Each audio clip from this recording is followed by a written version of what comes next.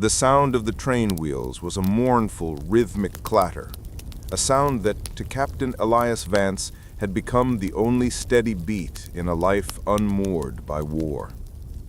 He stared out the grime-streaked window as the Pennsylvania landscape blurred into shades of late autumn ochre and somber green.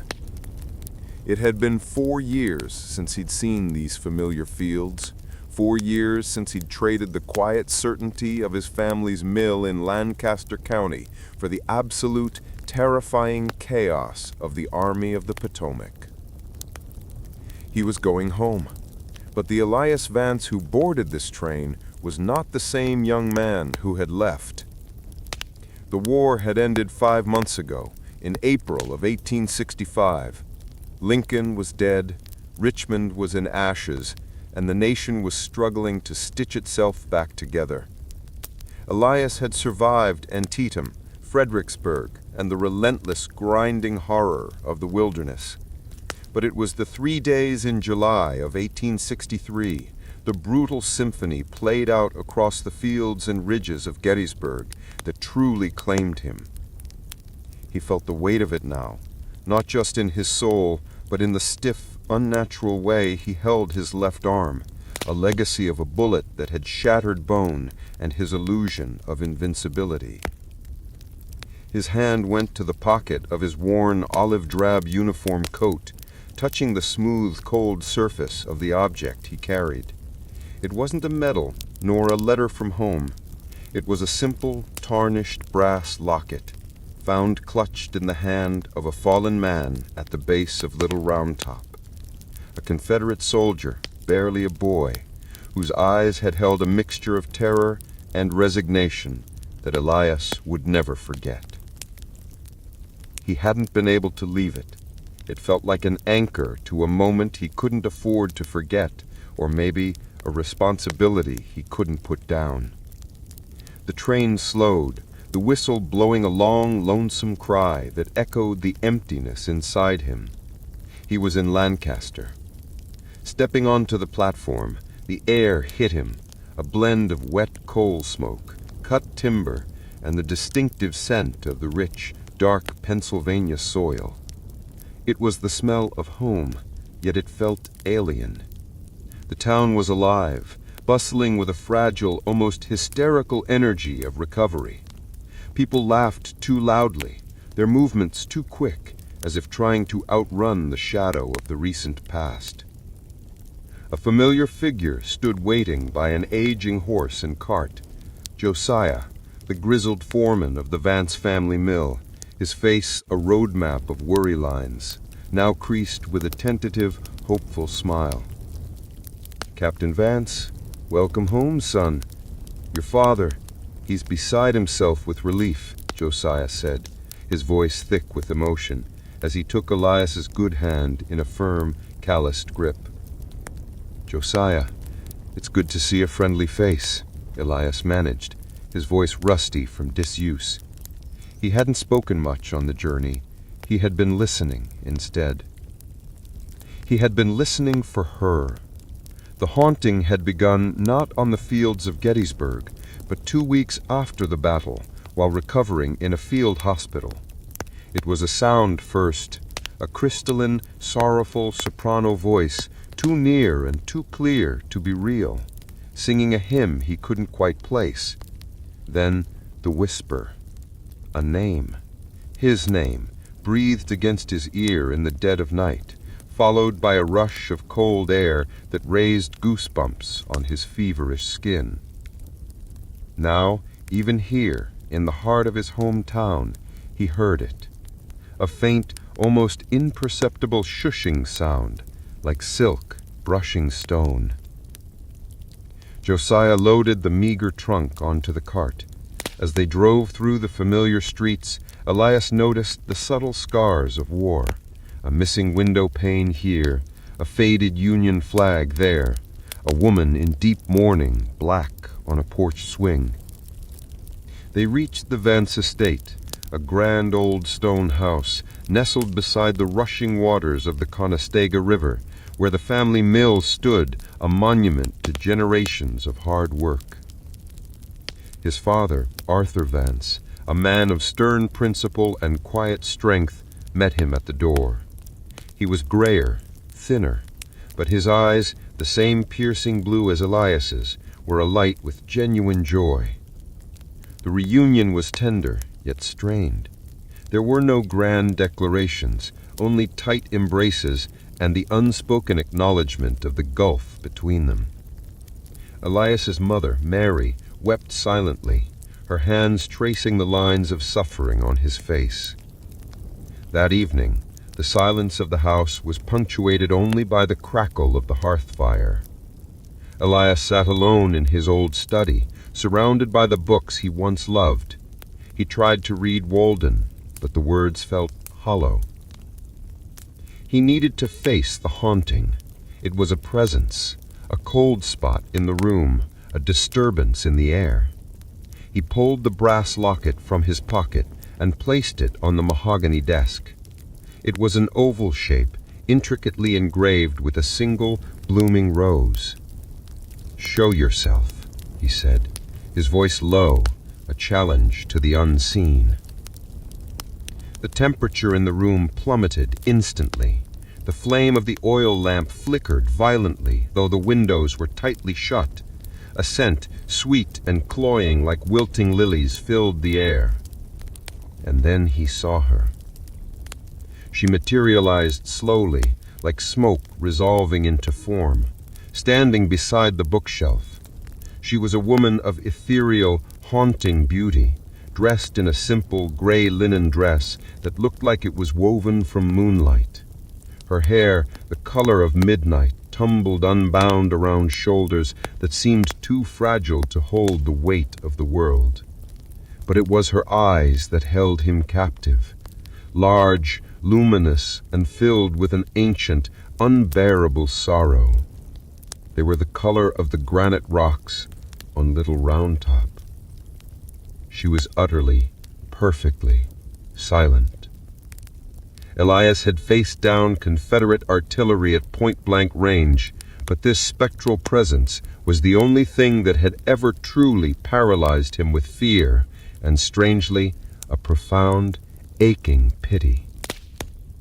"Who are you?" he whispered. Her lips didn't move, yet a sound, a thought echoed in the chamber of his mind, cold and clear as a winter bell. "The locket. You must finish it. Back to the stones, to the field." The words were not English, but pure meaning hammered directly into his consciousness. "Finish what?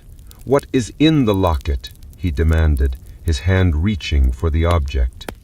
She took a single, slow, deliberate step toward the desk, her expression twisting into one of desperate urgency. Her translucent fingers floated over the surface of the locket.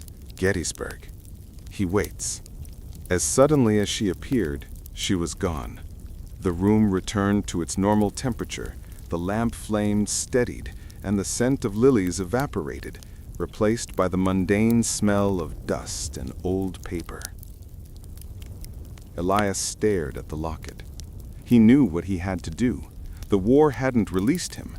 This spirit, this beautiful, terrifying specter from the most hallowed ground of the conflict, was demanding he return to the place where his soul had been broken. He opened the locket. Inside, there was no photo, only a meticulously folded, yellowed slip of paper. He unfolded it carefully. In delicate, cursive script, only 2 words were written. The sycamore. Elias Vance knew of only one sycamore significant enough to be an answer to a ghost's demand. It was the massive, ancient sycamore tree standing sentinel near the peach orchard in Gettysburg, where some of the most brutal and confused fighting of the second day had taken place. He was going back to Gettysburg, not as a soldier, but as a deliverer for a lost, desperate soul. He had survived the war, but the truth of the war and the truth of this spirit was still buried under the Pennsylvania dirt, and he had to dig it up. Elias barely slept. Every time he closed his eyes, he saw the sorrowful, luminous eyes of the ghost. He left a terse note for his parents, an unresolved regimental business in Harrisonburg, and was gone before dawn. He took the morning stagecoach west, the journey back to Gettysburg, a jarring reversal of his homecoming. The landscape grew starker, the rolling hills giving way to the jagged, imposing terrain that had once been the backdrop for hell itself.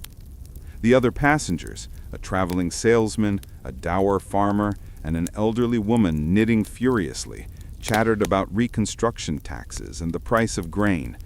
Elias heard none of it, his mind already marching back over those bloody fields.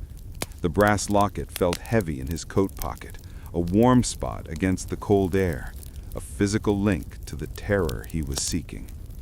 The two words inside, the sycamore, had lodged themselves in his memory. He arrived in the town of Gettysburg itself late that afternoon. It was a place struggling to reclaim normalcy. The scars were everywhere, patched walls, makeshift fences, and the deep, unsettling quiet that had replaced the thunder of cannons. But the townspeople were already adapting. Taverns were reopening, businesses were taking in tourists, morbidly curious visitors who wanted to walk the ground where the nation's fate had been decided. Elias checked into a modest boarding house on Baltimore Street. He didn't want the grandeur of a hotel. He wanted anonymity.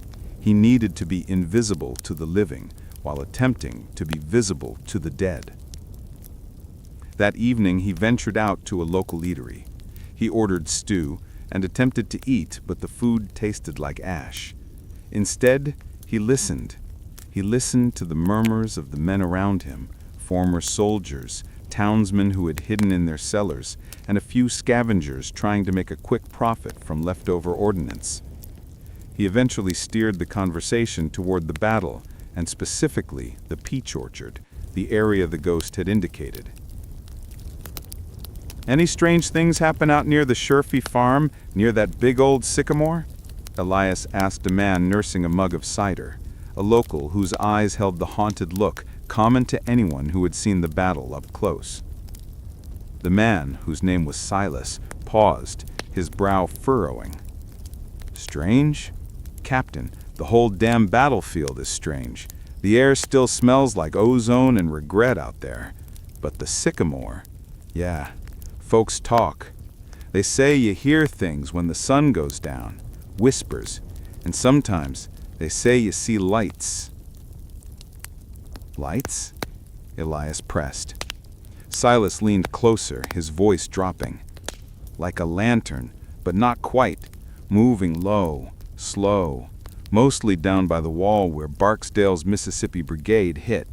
They say it's a woman looking for something, or someone." Elias felt a cold certainty settle in his stomach. The ghost was known, and she was connected to a Confederate unit. The locket was found clutched by a Confederate boy. The pieces were starting to align. Chapter 3. The Sentinel Tree. The next morning, Elias rented a sturdy mare and rode south out of town, following the familiar route toward the heart of the battlefield.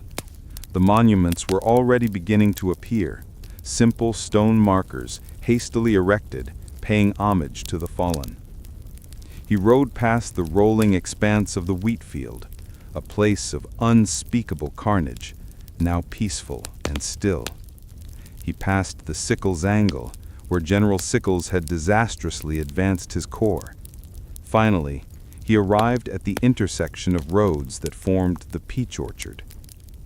The sycamore was magnificent, a truly colossal tree that had stood on this ground for generations, its wide, gnarled limbs reaching out like a silent, sorrowful witness. Its bark was scarred, not just from time, but from the shrapnel and bullets of the battle, proof that even nature could not escape the conflict. Elias dismounted and tethered his horse to a fence post. The sun was high, but the area felt heavy, saturated with sorrow.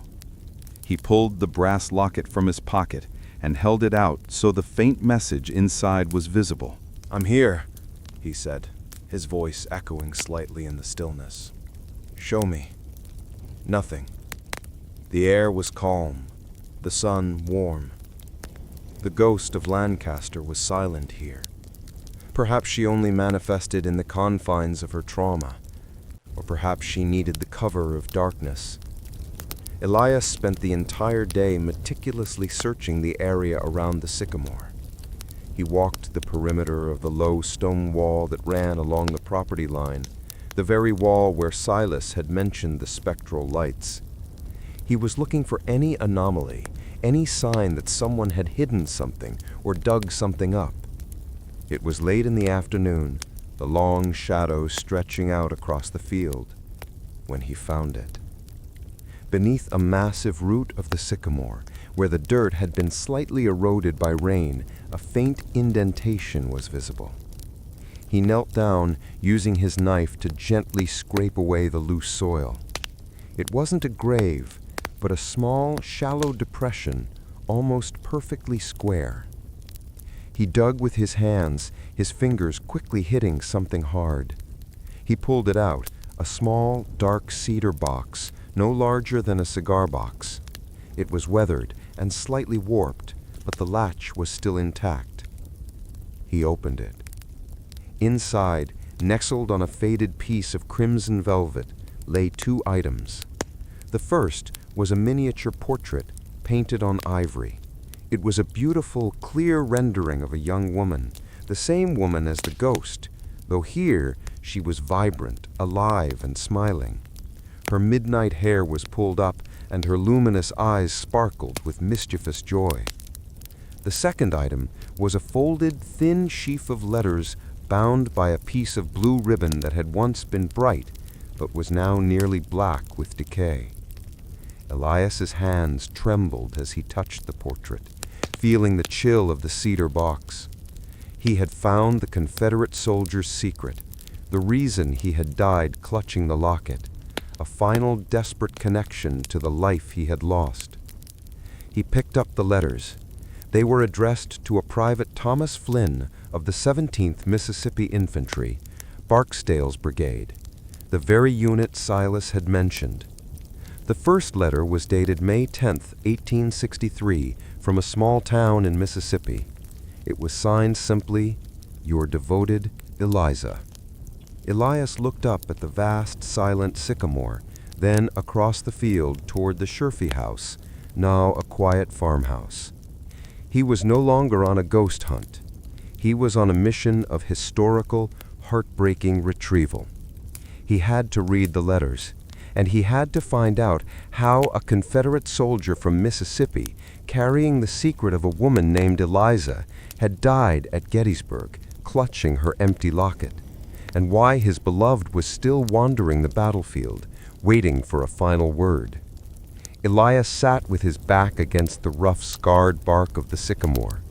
The sun had dipped low, painting the western sky in bruised purples and deep oranges, colors too beautiful for a place so steeped in death. He felt a profound sense of intrusion, handling the most private moments of 2 lost souls, a Confederate private and his devoted sweetheart. But the ghost's silent plea was louder than any sense of propriety. He began to read the letters, carefully unfolding the fragile foxed paper. The ink was faded, the handwriting an elegant, almost delicate script. The first letters were a chronicle of sweet devotion, filled with the mundane hopes of a young couple. Eliza described life back in Mississippi, the heat, the scarcity of goods, and her constant suffocating fear. Thomas, in his replies, which Elias had to infer from Eliza's responses, sent assurances, tales of camp life, and declarations of love. Then, the tone shifted. A letter dated June 20th, 1863, less than 2 weeks before the battle, stood out. "My dearest Thomas, your last letter left me terrified. I do not understand why the general has ordered you so far north, across the Grand River, and into the very heart of the enemy's country. This feels too close to fate, my love, too desperate a throw of the dice. The journey has been terrible, Thomas, but I am here. I followed your instructions exactly. I am staying with a relative, a distant cousin in Harrisburg, a kind but nervous soul. She doesn't know why I came, only that I needed to see the North. But I know why. I had to be close to you. I have hidden the package as you instructed, near the great tree you described in your letter from Maryland, the one on the edge of the farmer's field, our sycamore. I could not bear to send it by post, for fear it would be taken or lost. When you come, when the fighting is done and you can slip away for even an hour, you must retrieve it. Remember, the locket is the key. I placed a tiny piece of ribbon inside it, the same color as the one binding these letters, so you would know. It contains everything. It contains our future. You must have it. You must find the strength to come back to me. Come back, or I will stay here until I find you. Forever yours and forever waiting. Eliza. Elias froze. He gripped the letter, the paper crinkling under his thumb. The ghost wasn't waiting for a word. She was waiting for a package. And the locket he carried, the one with the empty fold of paper, was supposed to contain a ribbon, the sign that the package had been secured. But his locket was empty, its contents perhaps lost in the chaos of battle. He quickly skimmed the final letters. They were frantic, desperate pleas to find her, dated July 4th, 5th, and 6th, written after the battle. Eliza was clearly nearby, unaware that Thomas lay dead less than 10 miles away. The final, heartbreaking note was simply a single sheet of paper addressed to any kind soul, tucked into the very bottom of the box. If you find this, please, I beg of you, I cannot find Thomas. They say he fell near the Sherfy house. He was carrying a small brass locket I gave him. If you have any honor or pity, if you know anything of the package he was meant to retrieve at the Sycamore, contact me. I am lost. I have nothing left. Eliza Flynn, seeking the truth. P.S. The last known contact was with a Union hospital steward near Little Round Top. Elias felt the hair rise on the back of his neck. The pieces snapped into place with terrifying clarity. Thomas Flynn died near Little Round Top, clutching the empty locket.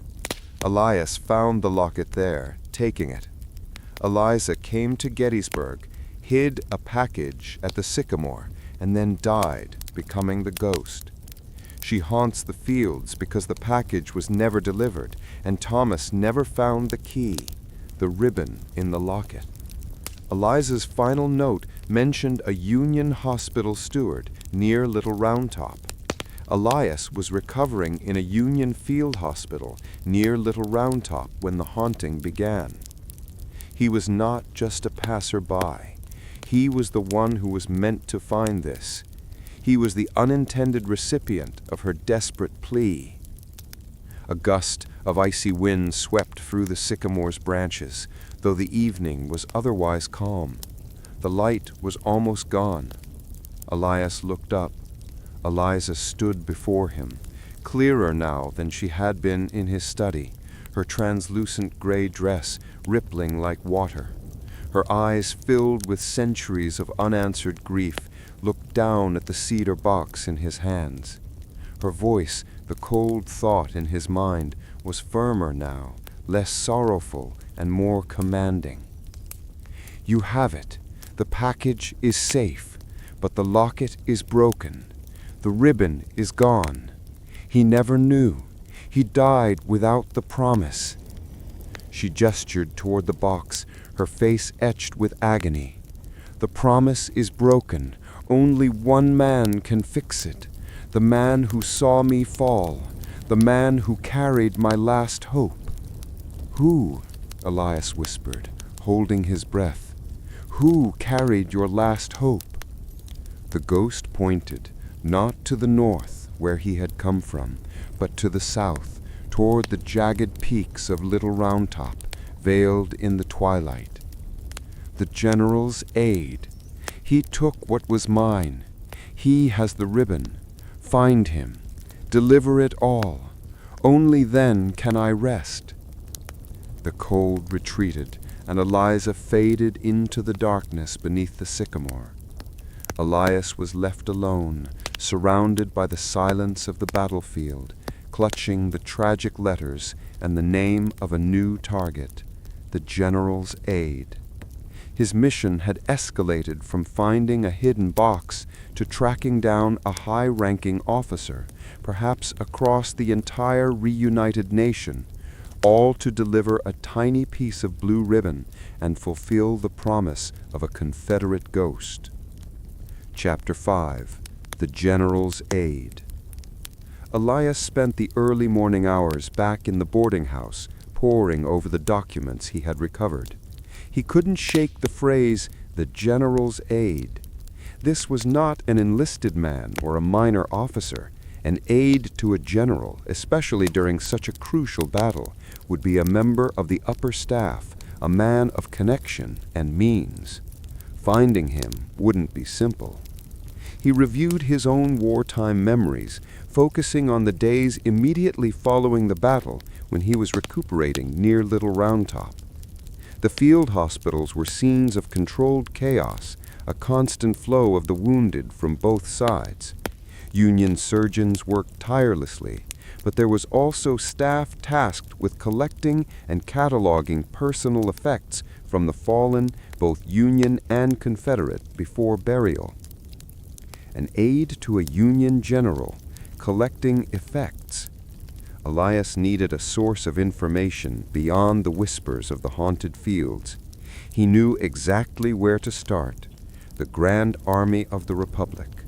The Union Veterans Organization was a massive network, and their posts held meticulously kept records and, more importantly, the gossip and memories of countless former officers. Before leaving Gettysburg, he made one final, crucial stop. He rode out to Little Round Top itself.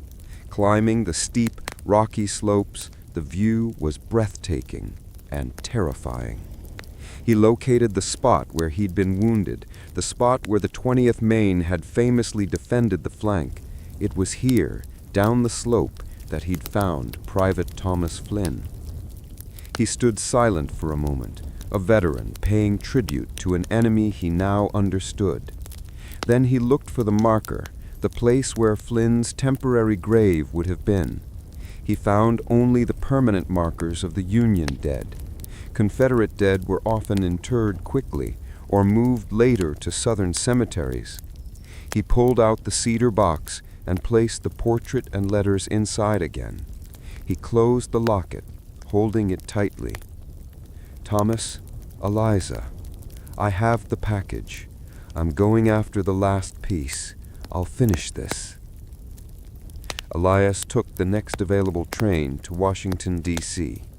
The capital, still reeling from Lincoln's assassination, was a hive of political maneuvering, reconstruction debates, and discharged soldiers looking for work. It was the perfect place to get lost and the best place to find information. He located the largest GAR post in the city, an imposing brick building near the Navy Yard. He presented his credentials, Captain, 69th Pennsylvania Infantry, and was ushered into the smoke-filled, boisterous main hall. He found a fellow officer, a grizzled major with a missing finger, named Horace Green. Elias introduced himself, shared a cheap cigar, and steered the conversation toward Gettysburg. Major, Elias began, keeping his voice casual, I'm helping settle some posthumous claims from my old regiment, trying to track down the movements of some general staff after the fighting died down, specifically the 2nd Corps side, near Little Round Top and the Peach Orchard. Ah, the bloody angle, Green grunted, taking a deep drag. What general are you interested in? Any general whose staff was tasked with gathering effects, particularly from the enemy dead, the afternoon of the 4th and the morning of the 5th of July. Anyone? No, that's an unusual order, but some generals were meticulous about respecting the dead. Major Green tapped his temple, thinking hard. Meticulous. That sounds like General Meade's headquarters staff, but they were too busy chasing Lee. No, wait. It was one of the division commanders. General Caldwell, maybe? Or even General Sykes. Pause. Then his eyes widened slightly in recognition. No, Captain Vance. It was General Warren, Governor Warren. He was the chief engineer, but he was everywhere on the battlefield. He had a reputation, and his senior aide, a young man sharp as a tack, very well connected socially, Lieutenant Alastair Thorne. Thorne was the one. His family, I hear, has a near obsession with history. He spent the entire 4th and 5th of July with a detail, cataloging effects. Strange work for an aide, but he was doing it. And I heard a rumor he took something of his own interest, a keepsake, they called it, from the fighting near the peach orchard. Elias felt a surge of adrenaline, cold and sharp. Lieutenant Alastair Thorne, the general's aide. Where is Lieutenant Thorne now, Major? Green laughed dryly. He's not a lieutenant anymore, Captain. The war is over. Thorne is back in New York City, running his family's import business. Rich as Croesus, that one. And he's already made a name for himself as an antiquarian, a collector of war memorabilia. He's known for having a private collection of Civil War relics that is none to one. Elias realized the true extent of the challenge. Thorne hadn't just accidentally taken a scrap of ribbon. He had collected it. He was a wealthy collector who likely viewed the blue ribbon not as a key to a tragedy, but as a priceless historical artifact. Thank you, Major. You've been very helpful. Elias rose, the cigar now forgotten. The journey had just gotten longer, and the objective far more difficult. He wasn't dealing with a simple mistake. He was facing a privileged man who had unknowingly hoarded the peace of a wandering soul. He had to go to New York City and retrieve one tiny, faded piece of blue ribbon from a general's aide turned wealthy collector. New York City in the autumn of 1865 was a study in jarring contradictions. Below Canal Street, the financial district roared back to life with a ravenous energy, while uptown, the mansions of the Fifth Avenue elite stood as monuments to wealth untouched by the hardships of war. Elias, dressed in a civilian suit cobbled together from his few remaining funds, felt like a relic from another bloodier time. He located Alastair Thorne's residence through discreet inquiries at a few reputable gentlemen's clubs and banking houses. It was a massive brownstone fortress on a quiet street near Gramercy Park, a home built to showcase and protect inherited fortune. Elias learned more about Thorne. He was indeed an avid antiquarian, celebrated in society pages for his refined tastes and his extraordinary collection of Civil War artifacts. His passion was specifically for personal relics, items with a human story attached, which he displayed in a private study and occasionally showcased to fellow collectors. This confirmed Elias's fear. The ribbon was not merely misplaced, it was prized. The strategy of the relic. Elias knew he couldn't simply knock on the door and demand the ribbon. A former captain demanding a scrap of cloth from a wealthy lieutenant-turned-collector would be dismissed as a madman or a desperate beggar. He needed an entry point, a credible reason to see the collection. He found it in his own past. Elias's family, the Vances of Lancaster, were known in Pennsylvania business circles, and their mill had supplied textiles to the Union Army. He used this connection to secure a meeting with a minor but respectable member of the New York Historical Society. "I am assisting my family in compiling a history of textile supply during the war." Elias explained to the society member, a Mr. Finch. "I heard that Mr. Thorne has an unparalleled collection of battlefield effects, particularly those of a personal nature.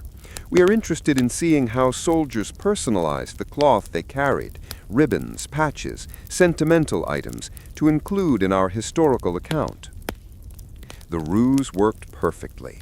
Finch, flattered to broker access, arranged for Elias to be introduced to Thorne's social secretary and eventually secured an invitation for an afternoon visit.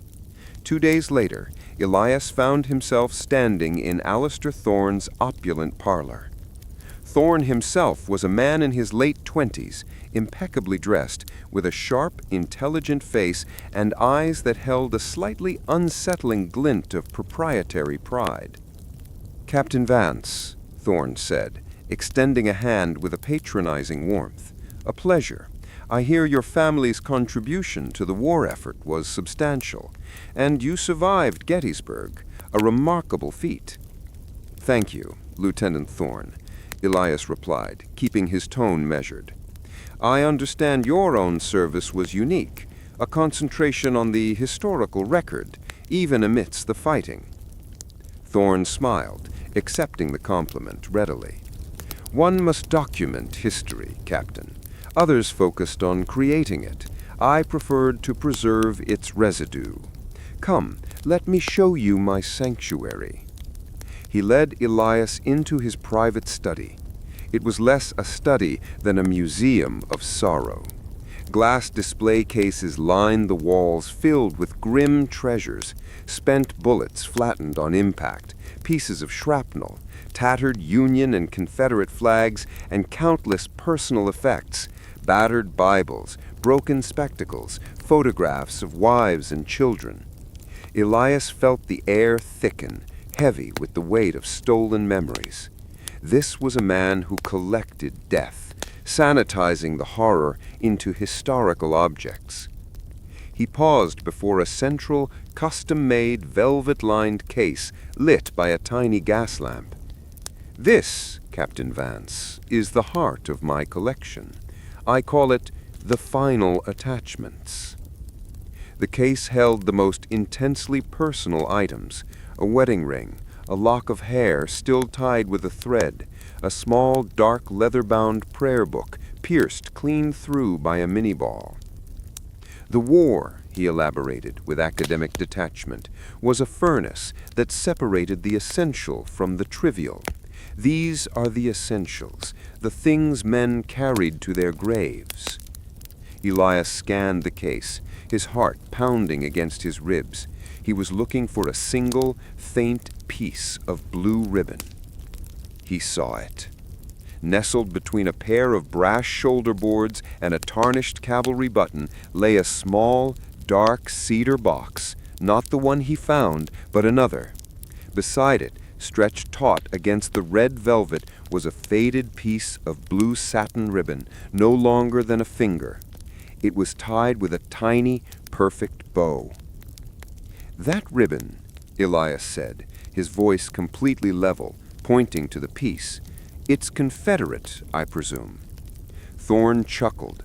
"Ah, the ribbon. An interesting piece. No, Captain, it has no military insignia, but the circumstances of its recovery are fascinating. It was found on the battlefield at Gettysburg, near Little Round Top, inside a simple brass locket clutched by a young soldier of Barksdale's brigade. A desperate, final token of love, wouldn't you say?" Thorne was describing Thomas Flynn's death scene perfectly. "And why the box next to it?" Elias asked, trying to keep his gaze casual. "That box," Thorne said dismissively, "is merely a container. It was found nearby, empty. I suspect the soldier was intended to meet someone there, perhaps an agent or an accomplice, but the contents of the box were never found. The ribbon, however, was the prize. It's the key to a lost secret, a final rendezvous that never happened, a profound historical mystery." Thorne saw a mystery. Elias saw a broken promise and a tormented soul. "I wonder, Lieutenant, If I might examine the ribbon more closely, for our textile history, we need to determine the weave and origin. It could be a southern domestic weave. Thorne hesitated, a flicker of suspicion crossing his eyes. He didn't like anyone touching his relics, but Elias's veteran status and the textile story lent him credibility. "Very well, Captain," Thorne conceded, pulling a small key from his waistcoat. He unlocked the case and carefully lifted the ribbon out with a pair of silver tongs. "But please, only look. Do not touch." As Thorne held the ribbon, Elias focused all his will. "Eliza, now!" The air in the room didn't suddenly get cold, nor did a phantom wail erupt. Instead, the gas light above the display case flickered violently, then settled down, casting a strange, elongated shadow on the velvet. Then, a sound so faint it could have been imagination, the whisper of a woman's sigh, like dry leaves skittering across stone, directly behind Thorne. Thorne stiffened, his eyes darting to the wall behind him. "Did you hear that, Captain?" "Hear what, Lieutenant?" Elias asked, calmly, his eyes never leaving the ribbon. "A draft. A woman's sigh," Thorne muttered, visibly disturbed. He was a man of logic and history, but the battlefield air sometimes lingered, even in New York. The distraction was all Elias needed. With a sudden, swift motion, he didn't grab the ribbon, but the silver tongs. He didn't strike Thorne, he simply snapped the tongs shut, the pressure causing the decades-old fabric to shred into two pieces. Thorne gasped, his face draining of color. "My God! You ruined it! My artifact!" "No, Lieutenant," Elias said, his voice hard, dropping the broken tongs. He scooped up the larger piece of the ribbon and quickly tucked it into the inner pocket of his coat. "I just fulfilled its purpose. This is not an artifact. It's a delivery." Thorne, enraged, lunged for the remaining piece. "You'll be arrested! Thief!" Elias blocked him with his wounded left arm, a movement that sent a sharp spike of pain through his shoulder, but gave him the necessary distance. "I was there, Lieutenant," Elias said, stepping toward the door. "I saw the boy who clutched the locket. He died for this, and I saw the ghost of the woman who was bound to this ribbon. You collected a history you didn't understand. I'm finishing a war you only watched." Elias turned and walked out, leaving the furious, sputtering collector standing alone in his silent museum of sorrow. He had the ribbon. The final piece was in place. He had to return to Gettysburg immediately, before Thorne could alert the authorities. The price of peace was now the threat of jail. Elias returned to Gettysburg with a relentless sense of urgency, the adrenaline from the confrontation with Thorne still thrumming beneath his skin. He avoided the main roads and took the winding country tracks, arriving back at the town under the cloak of a cold, moonless night. He knew he had to finish the task immediately. Thorne would undoubtedly contact the authorities, perhaps even accusing Elias of assault or theft of priceless property. He tethered his rented horse a good distance from the peach orchard, slipping through the darkness toward the ancient sycamore. The battlefield was utterly silent, the vast field seeming to hold their breath. The only sound was the rustle of dry leaves, or was it the silk of a spectral dress? He reached the base of the colossal tree. The air here was noticeably colder, carrying that familiar faint scent of lilies. He knelt by the shallow depression where he had found the cedar box. He pulled the box out again and opened it. Inside lay the miniature portrait of Eliza and the bundle of her tragic letters to Thomas. Then from his inner coat pocket he carefully pulled the most volatile piece of the puzzle, the faded blue satin ribbon, now torn, its threadbare edges evidence of his desperate act in New York. He carefully placed the ribbon inside the box, letting it rest atop the letters, uniting the three elements of the broken promise: the message, the sycamore, inside the locket, the package, the letters and portrait, and the key, the blue ribbon. "Eliza," Elias called out, his voice a low, raw whisper that didn't dare break the stillness of the night. The response was immediate and overwhelming. A whirlwind of icy air erupted around the sycamore, so fierce it whipped the dry grass into a frenzy. The scent of lilies was now potent, almost suffocating. Elias shielded his eyes, bracing himself. She appeared not as a shimmering shadow, but with a clarity he hadn't witnessed before. Eliza Flynn stood before him, bathed in an internal faint blue light, her expression a mixture of profound shock and rising joy. Her eyes fixed on the open cedar box in his hand. "The ribbon. Thomas, you found the ribbon," the thought echoed in his mind, but this time there was a new quality to it, less sorrow, more wonder. Elias held the box out to her. "This is your future, Eliza, the future Thomas died trying to secure. I don't know what the package contains beyond the portrait and the letters, but here it is. The promise is delivered." She slowly reached out a translucent hand toward the box. As her fingers passed over the contents, the air around her stabilized. The ethereal blue light intensified, causing the letters and the ribbon to glow softly. Then she spoke, and the sound was not in her mind, but in the air, a beautiful, delicate soprano that had been denied its chance in life. "The package, Captain Vance. It was the money. All we had. Thomas was to sell his family land in Mississippi to finance a new life, a fresh start, far away from the war. We were going west. I brought the coin here, the life savings hidden beneath the portrait. He was to use the ribbon as the final proof that I had secured it safely." "But Thomas, the locket was empty when he died," Elias said, the old puzzle clicking into place. Eliza's face softened into unbearable tenderness. "He knew. He always knew I would find a way. When he found the cedar box, the ribbon must have slipped out and been lost in the confusion.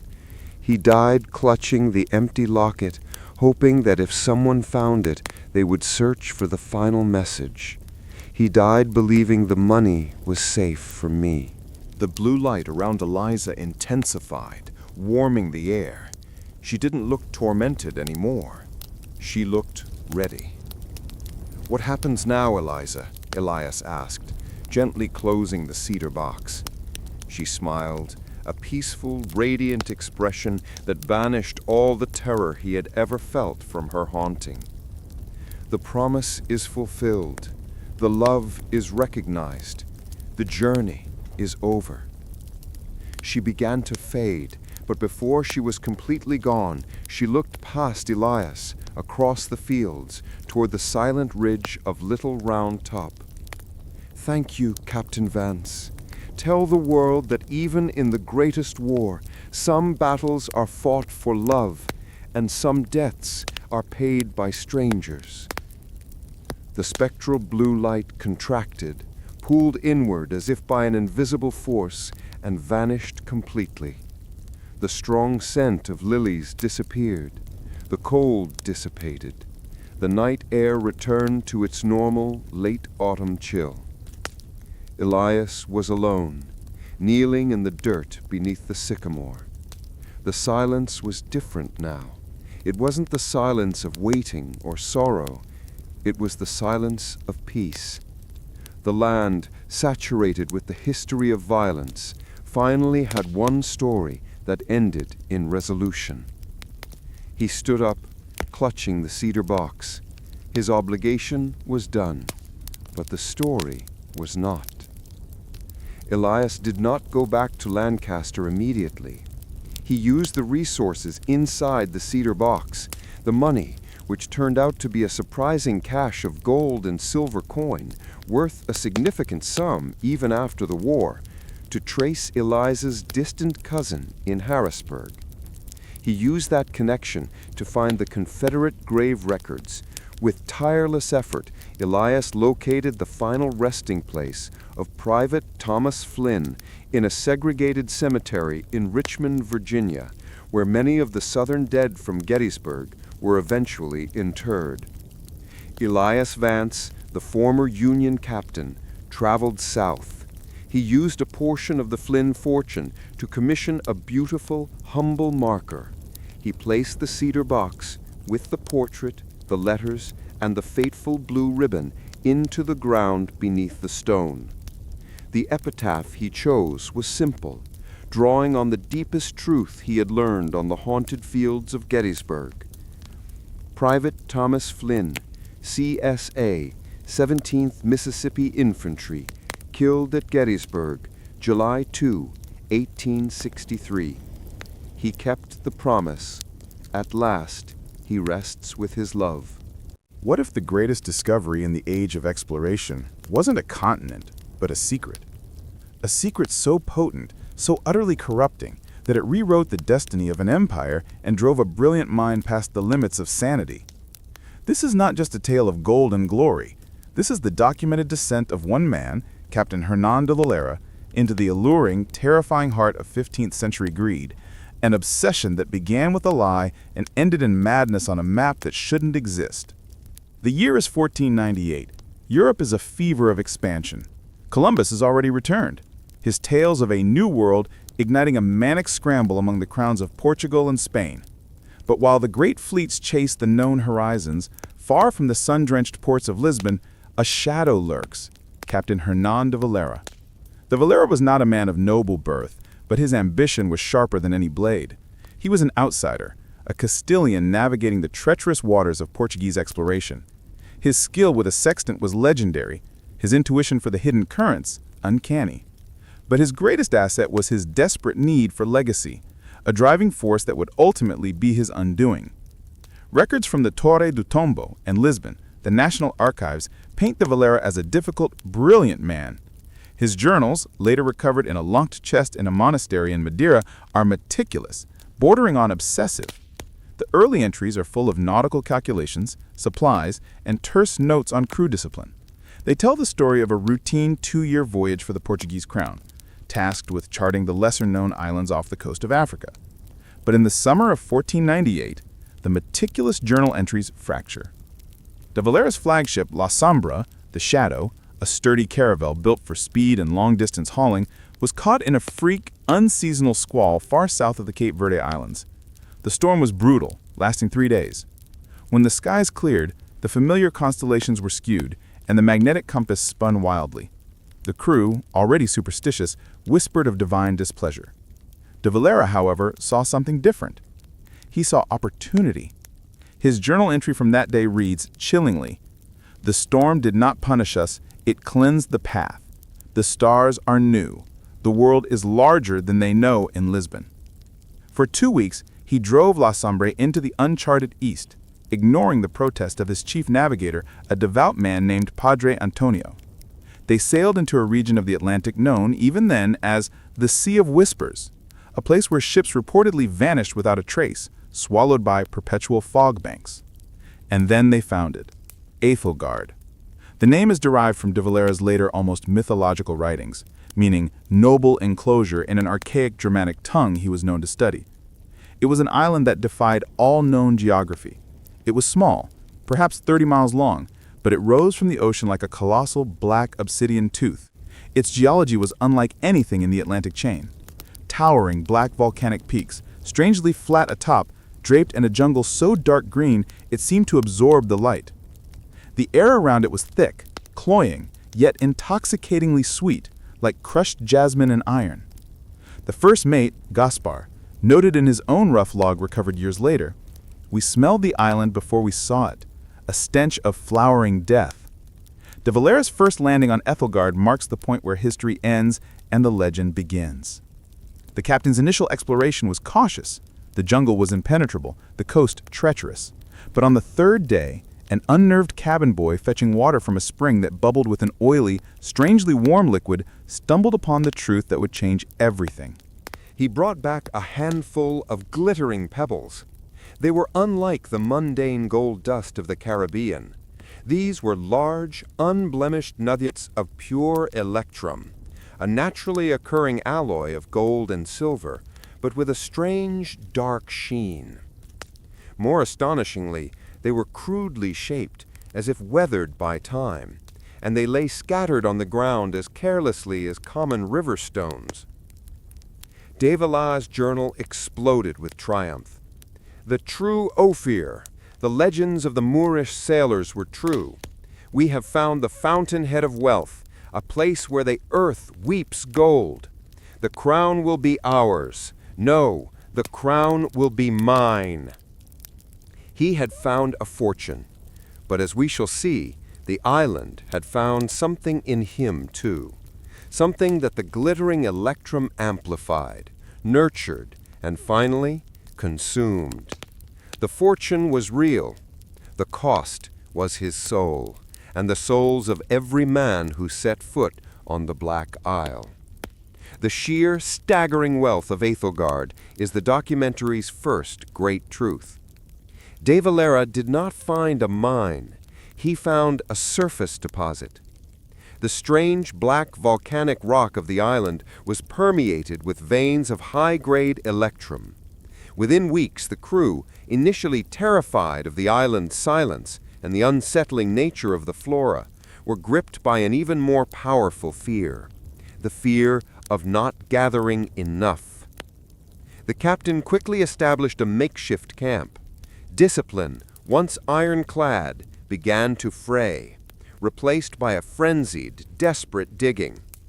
The men were hauling sacks of pure metal back to La Sombra with such efficiency that the ship's ballast had to be adjusted daily. Documentary evidence. The official manifest of La Sombra, meticulously faked by De Valera upon his return, listed the cargo as exotic lumber and African trade goods. However, a secret inventory, later discovered during a customs investigation, notes a supplemental weight increase of 3.5 metric tons, an unheard-of mass for a small caravel. Conservative 21st century appraisal, based on the documented purity, would place the value of this single shipment in the hundreds of millions of modern US dollars. But the island had strange defenses. The initial euphoria quickly soured.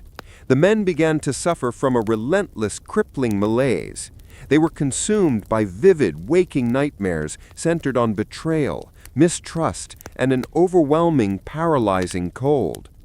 Medical records from the return voyage, scrutinized by historians, confirm a widespread psychological deterioration long before scurvy or simple fatigue would have set in. The most disturbing entries are in the captain's own hand. He started documenting the black sleep. Quote, Gaspar woke screaming this morning, claiming the gold was whispering his father's sins. He could not be calmed. I had him tied. Later his face was placid, but his eyes were wide, staring at the empty air beyond the rigging. He has not spoken since. He shovels with a smile that does not reach his eyes. End quote. Padre Antonio, the navigator, noted the crew's deepening paranoia. The men began hiding their gold, distrusting their mates, and even the captain.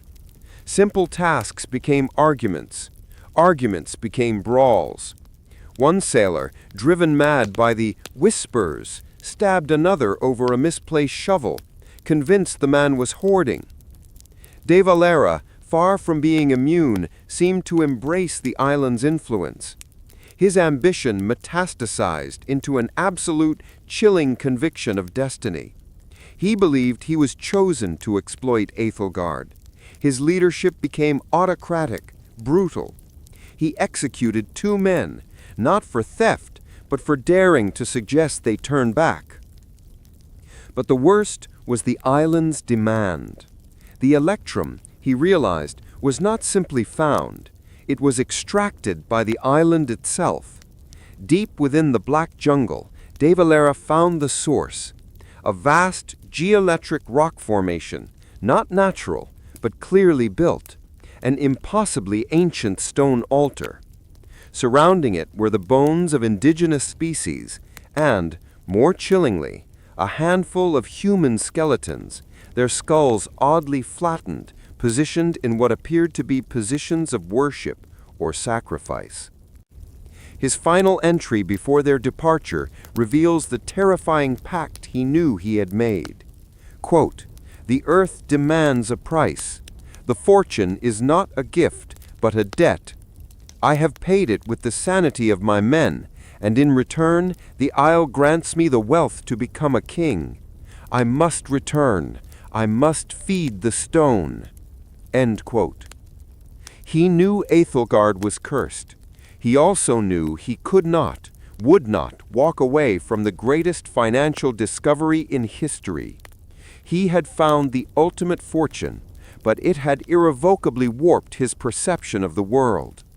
Captain Hernan de Valera was now a very rich man, piloting a ship full of gold, shadows, and the seeds of absolute madness. The return to Lisbon would not bring safety, but merely the next and most spectacular phase of the curse. The world was about to learn that gold does not always glitter. Sometimes it just waits. La Sombra limped into a small, isolated port in the Algarve region of Portugal in January 1500, avoiding the official customs of Lisbon. De Valera immediately set his master plan in motion. He didn't parade his wealth, he weaponized it. The Electrum was melted down, refined by 3 terrified silversmiths under armed guard, and slowly, strategically, introduced into the European economy. The sheer quantity allowed De Valera to leverage incredible deals.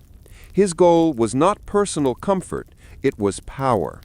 Within 5 years, records show De Valera had amassed a fleet of 5 ships, secured private meetings with the King of Portugal, and effectively bankrolled 3 minor noble houses in Spain, creating a powerful, untouchable web of political and financial protection. He became the single wealthiest private citizen in Europe, a ghost financier known only to the highest echelons of power.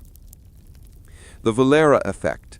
The influx of his Electrum had a noticeable, though unquantified, effect on the economy of the era, subtly stabilizing the Portuguese treasury and allowing for the financing of larger, more ambitious expeditions. De Valera had become a puppet master, his strings attached to the very core of global expansion. He was the secret fuel of the burgeoning age of exploration. But the curse of Aethelgard was systemic. The black sleep and the paranoia had not vanished. It had merely found a larger host, De Valera's mind. His journals became increasingly fragmented, filled with cryptic diagrams, astrological signs, and bizarre megalomaniacal pronouncements. He was obsessed with the symmetry, a concept he believed governed the island's geometry, his destiny, and the world's economy. He established his residence in an isolated castle in the mountains of northern Spain, a fortress he designed himself. It was a paranoid architectural marvel, with secret tunnels, hidden chambers, and a massive lead-lined vault in the basement where he stored the remaining raw Electrum. The gold is singing in the dark. It is the voice of the symmetry. If I let it leave my sight, the pattern is broken, and the sea will claim my mind," he wrote in 1505. His behavior grew erratic. He trusted no one. He would hold court, discussing grand, logical, geopolitical strategies one moment, only to accuse his closest advisors of plotting to steal his birthright the next. He lived in terror of the Portuguese crown discovering the true nature and location of Aethelgard. The ultimate betrayal came in 1508. Padre Antonio, the long-suffering chief navigator, had been kept on De Valera's private payroll, a witness he couldn't kill but couldn't trust.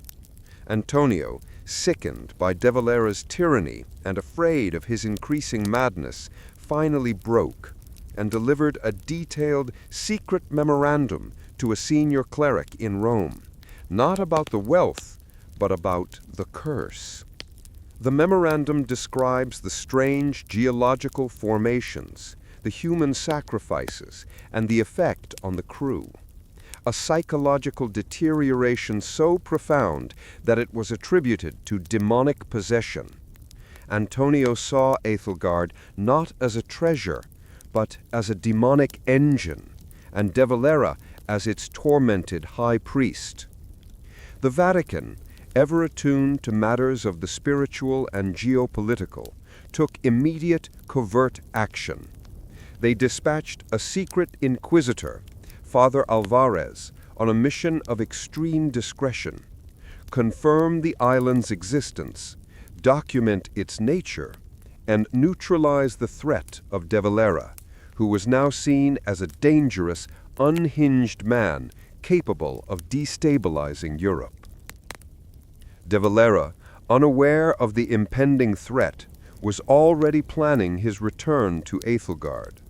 He had not only spent the initial fortune, but had leveraged it into massive debt. His final voyage was not for profit, but for survival. He had to feed the symmetry again. He had to replenish the terrible debt. In the spring of 1510, Captain Hernán de Valera, his mind a fractured map of gold and paranoia, set sail on his flagship, the Symmetry, toward the coordinates of his own undoing. De Valera's final voyage was a grotesque parody of the first. This time, the crew were not seasoned sailors, but a collection of hired mercenaries, desperate men, and personal guards, all bound by loyalty to the gold, not the captain. They had seen his wealth and believed the whispers of an island paved with electrum. The Inquisitor's tale. Father Alvarez, the Vatican's secret agent, was not far behind. He traveled on a small, fast galley, disguised as a merchant vessel, carrying not only a small armed retinue, but also an obscure ancient scroll, an analysis of pre-Christian ritual magic, which the Holy See believed might explain the demonic possession that Antonio had reported. When the Symmetry reached Aethelgard, the atmosphere was immediately, palpably wrong. The sweet, cloying air had intensified. The silence was absolute, and the surface electrum, which had been so abundant, was now scarce. De Valera, now utterly unhinged, refused to accept this. He was convinced the island was hiding the gold from him, testing him. The paranoia of his castle intensified on the isolated rock. He began rationing food, accusing his men of siphoning off the island's energy and demanding immediate, deeper excavation. The mercenaries rebelled within a week. They had come for easy riches, not grueling work under a mad tyrant. A violent, bloody mutiny erupted. De Valera, in a final, deranged act of control, detonated a small cache of gunpowder he had rigged in the ship's hold, attempting to strand the entire crew on the island. The explosion sank the Symmetry, but the mercenaries survived, scattering into the black jungle. It was into this chaos that Father Alvarez and his retinue landed. They found an island of profound silence, punctuated by the faint, desperate sounds of the shipwrecked crew, now hunting each other for what little food and gold remained. Alvarez's journal entries, meticulously preserved in the Vatican archives, confirm the dark tales. The rock is a magnet for the worst in man. The metal is not cursed, but the mind is. It grants the material, but extracts a toll of the spirit, leaving only avarice. We found the altar. It is not of this world. The carvings are geometric, not ritualistic. It is not a place of worship, but a place of extraction. The island is feeding, and the feeding has begun again. Alvarez tracked De Valera to the heart of the jungle. He found the captain at the foot of the ancient stone altar, not digging, but attempting to reason with the stone. De Valera was in a tattered remnant of his noble clothes, his eyes bloodshot, his face a mask of gaunt terror and ecstasy. He did not fight. He preached. He told Alvarez of the symmetry, the true blueprint of the world, and how the electrum was the living pulse of a higher geometric consciousness that used human ambition as its engine.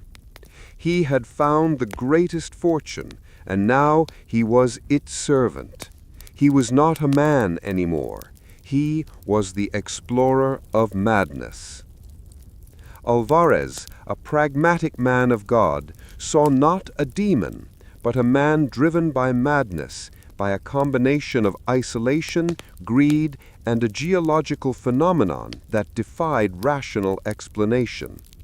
The oily, warm spring water was later theorized to contain heavy metals, perhaps a form of mercury, that could induce psychosis, a physical explanation for a supernatural curse. The final act was swift. Alvarez did not execute De Valera. He shackled him and ordered the island and the curse to be neutralized. The Inquisitor's final order was simple: destroy the altar. His men struggled for a week, attempting to break the impossibly hard black rock. Eventually, using the remaining gunpowder salvaged from the symmetry's wreckage, they succeeded. The blast that destroyed the altar was described by the surviving mercenaries as a sound that shook the ocean. The moment the altar was destroyed, the island's defense mechanisms erupted, not in fire, but in fog. A dense, unnatural white mist rolled in, swallowing the island whole. The surviving men, including Alvarez, barely escaped. They left De Valera behind, chained to a rock, raving mad, the curse now confined to his mind, the source of the fortune destroyed. The last recorded words of Captain Hernan de Valera, according to Alvarez's account, were a chilling warning. "You have broken the symmetry. You have saved my soul, but you have condemned the world to search for a treasure that will forever be hidden." The Black Isle, Aethelgard, was never found again. Father Alvarez returned to Rome with his proof: a detailed map of the coordinates, a small vial of the oily water, a handful of the electrum, and the mad ravings of De Valera's last journal. The Vatican, terrified of the curse's potential to destabilize the newly expanding world, took a measure as dramatic as the discovery itself. They expunged it. De Valera's coordinates were erased from all official charts. All knowledge of Aethelgard was classified under the highest level of secrecy. The Vatican, and a powerful secret cabal within the Portuguese crown, decided that the greatest fortune ever found must remain the greatest secret. They destroyed the map, but kept the fear. The documentary climax, the electrum and the notes of Hernan de Valara were separated. The electrum was melted and became part of the Vatican's vast, unquantifiable historical wealth, a silent poison in the Church's coffers. De Valara's fragmented journals, however, were sealed away. And for centuries, the curse continued to work its slow, insidious magic. The legacy of the cursed explorer lives on in the fevered search for lost continents and phantom islands.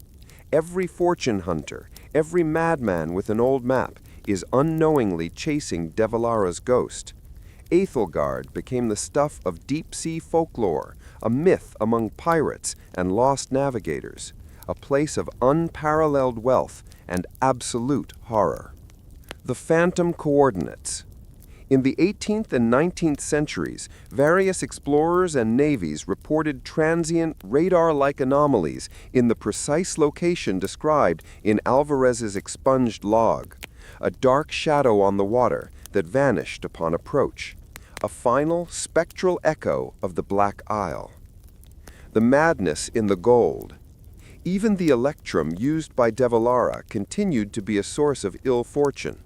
The noble families he financed eventually crumbled, their wealth leading to generations of dissipation, fratricide, and untimely ends, as if the metal itself carried the strain of De Valara's original paranoia. The story of Captain Hernan de Valara is the documented proof that true curses do not require supernatural monsters. They only require a fortune too great for the human spirit to bear. It is the story of a man who found absolute wealth and used it to buy nothing but absolute power and ultimately absolute solitude. He proved that sometimes the most profound discovery is the one that must be forgotten for the safety of the world. The official records state that Captain Hernan de Valara vanished at sea in 1510. This was the narrative carefully constructed by the Portuguese crown and the select members of the Vatican's inner circle, a necessary lie to prevent a gold rush that could trigger catastrophic geopolitical instability. But the truth was locked away in the granite of his fortress, Castillo del Sombra, Castle of the Shadow, and in the fragmented notes of the surviving crew and the meticulous logs of Father Alvarez. De Valara's castle, built high in the remote craggy mountains of northern Spain, serves as the most potent physical document of the Black Isle's curse. It was a tangible map of his spiraling paranoia. Architectural analysis. Modern architectural historians have studied the ruins of the Castillo del Sombra, which was mysteriously destroyed by fire a century after De Valara's disappearance, and their findings are astounding. The structure was a monument to mistrust. The double keep. The castle was dominated by two identical towers, separated by a thin, heavily fortified courtyard. De Valara slept in one. His most trusted and most suspected advisors slept in the other. He believed the separation of the structures prevented telepathic communication between his enemies in the night, a direct manifestation of the black sleep paranoia that gripped his original crew. The lead vault. The most significant feature was the subterranean vault. Alvarez's notes confirmed it was lined entirely with lead sheets. This was not for security against human theft. De Valara believed the raw electrum he had stored there was emitting singing vibrations, the voice of the symmetry, which, if not contained, would drive his servants to murder him. The lead, he hoped, would muffle the island's call. The angled walls.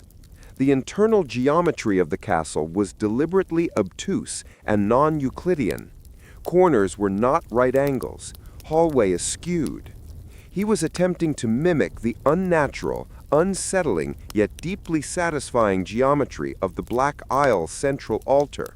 an architectural attempt to control and harmonize with the curse itself. His obsession with the symmetry was translated into a physical space designed to make its occupants perpetually uneasy, believing they were always being watched from an unseen corner. The financial engine. De Valera's madness was financed by a complex, revolutionary system of private credit. He didn't just spend the gold, he used it to create financial leverage. By secretly offering massive loans backed by the promise of future electrum shipments from an unknown source, Aethelgard, he controlled the expansion of Spanish and Portuguese infrastructure without his name ever appearing on public ledgers. He was the ghost in the machine of early modern finance. This system, born of paranoia and backed by cursed gold, pioneered methods of credit and debt that would later be adopted by the great European banking families. De Valera's true impact wasn't a discovery, but the invention of a sophisticated, self-serving financial shadow system, fueled by a desire to endlessly feed the Earth's demand. The fate of the crew. The few surviving members of the first voyage who returned with De Valera were given generous pensions and ordered into silence. But silence could not save them. Records show that of the 7 original sailors who settled back in Portugal, 4 committed suicide within a decade, each one leaving a note describing the same sensation: a ceaseless, bitter cold that the sun could not touch, and the persistent, low-frequency sound of the gold singing their deepest fears. De Valera's life after Aethelgard was a documented exercise on how extreme, sudden wealth, unmoored from moral reality, becomes a Pythagorean weapon. He was not a conqueror, but a patient zero, an unwitting test subject for the island's power to amplify human avarice into a debilitating mental illness. The island didn't just offer fortune, it offered a fatal Pythagorean flaw encoded in gold. The Castillo del Sombra burned in 1632, an event attributed to a lightning strike, but skeptics and local historians still whisper that the structure collapsed under the weight of its own internal contradictions. The sheer, maddening impossibility of the architecture designed to contain a curse, and the silent, heavy pressure of all that lead-lined, hidden gold. The fire simply consumed the physical shell. The madness had long since escaped. The conspiracy to erase Aethelgard from the world map is perhaps the most astonishing and most documented aspect of the entire story. It was not a casual act of censorship, but a coordinated, high-level intelligence operation spanning decades, executed by the most powerful institution of the age, the Holy Roman Church. Father Alvarez's detailed report, hand-delivered to the Vatican, triggered an immediate existential fear. The Church saw De Valera's fortune not as an opportunity for enrichment, but as a crisis of faith and stability. The threefold threat: geopolitical destabilization. If the sheer volume of electrum were to be discovered, it would instantly devalue all other gold, collapsing the nascent economies of Spain and Portugal, and handing untold power to any nation that seized the island. The global balance of power would shatter overnight. Spiritual contamination. The evidence of the Black Isle's altar, the human sacrifices, and the resulting madness suggested a powerful pre-Christian, possibly demonic energy at work. For the Church, it was proof of a genuine, geographically defined evil that had to be quarantined. And the challenge to authority. De Valera's ability to operate outside the financial and governmental control of the crowns proved the danger of unchecked private wealth derived from an unknown source. The island threatened to make a private citizen more powerful than any king or even the Pope himself. The official mandate fell to the Congregatio de Propagandae Fide, or Congregation for the Propagation of the Faith, a body created to manage and protect the Church's interests in newly discovered lands. Their first act was to create the Valera Index. This index was a secret registry of all documents, maps, and personal accounts related to De Valera's true voyages. They didn't burn the documents outright, but systematically replaced them in all public repositories. Map manipulation. Original Portuguese and Spanish charts were retrieved and redrawn. The coordinates of Aethelgard were intentionally transposed to mark a cluster of known, uninhabited, and unremarkable rocks far to the south, effectively hiding the island in plain sight. Witness neutralization.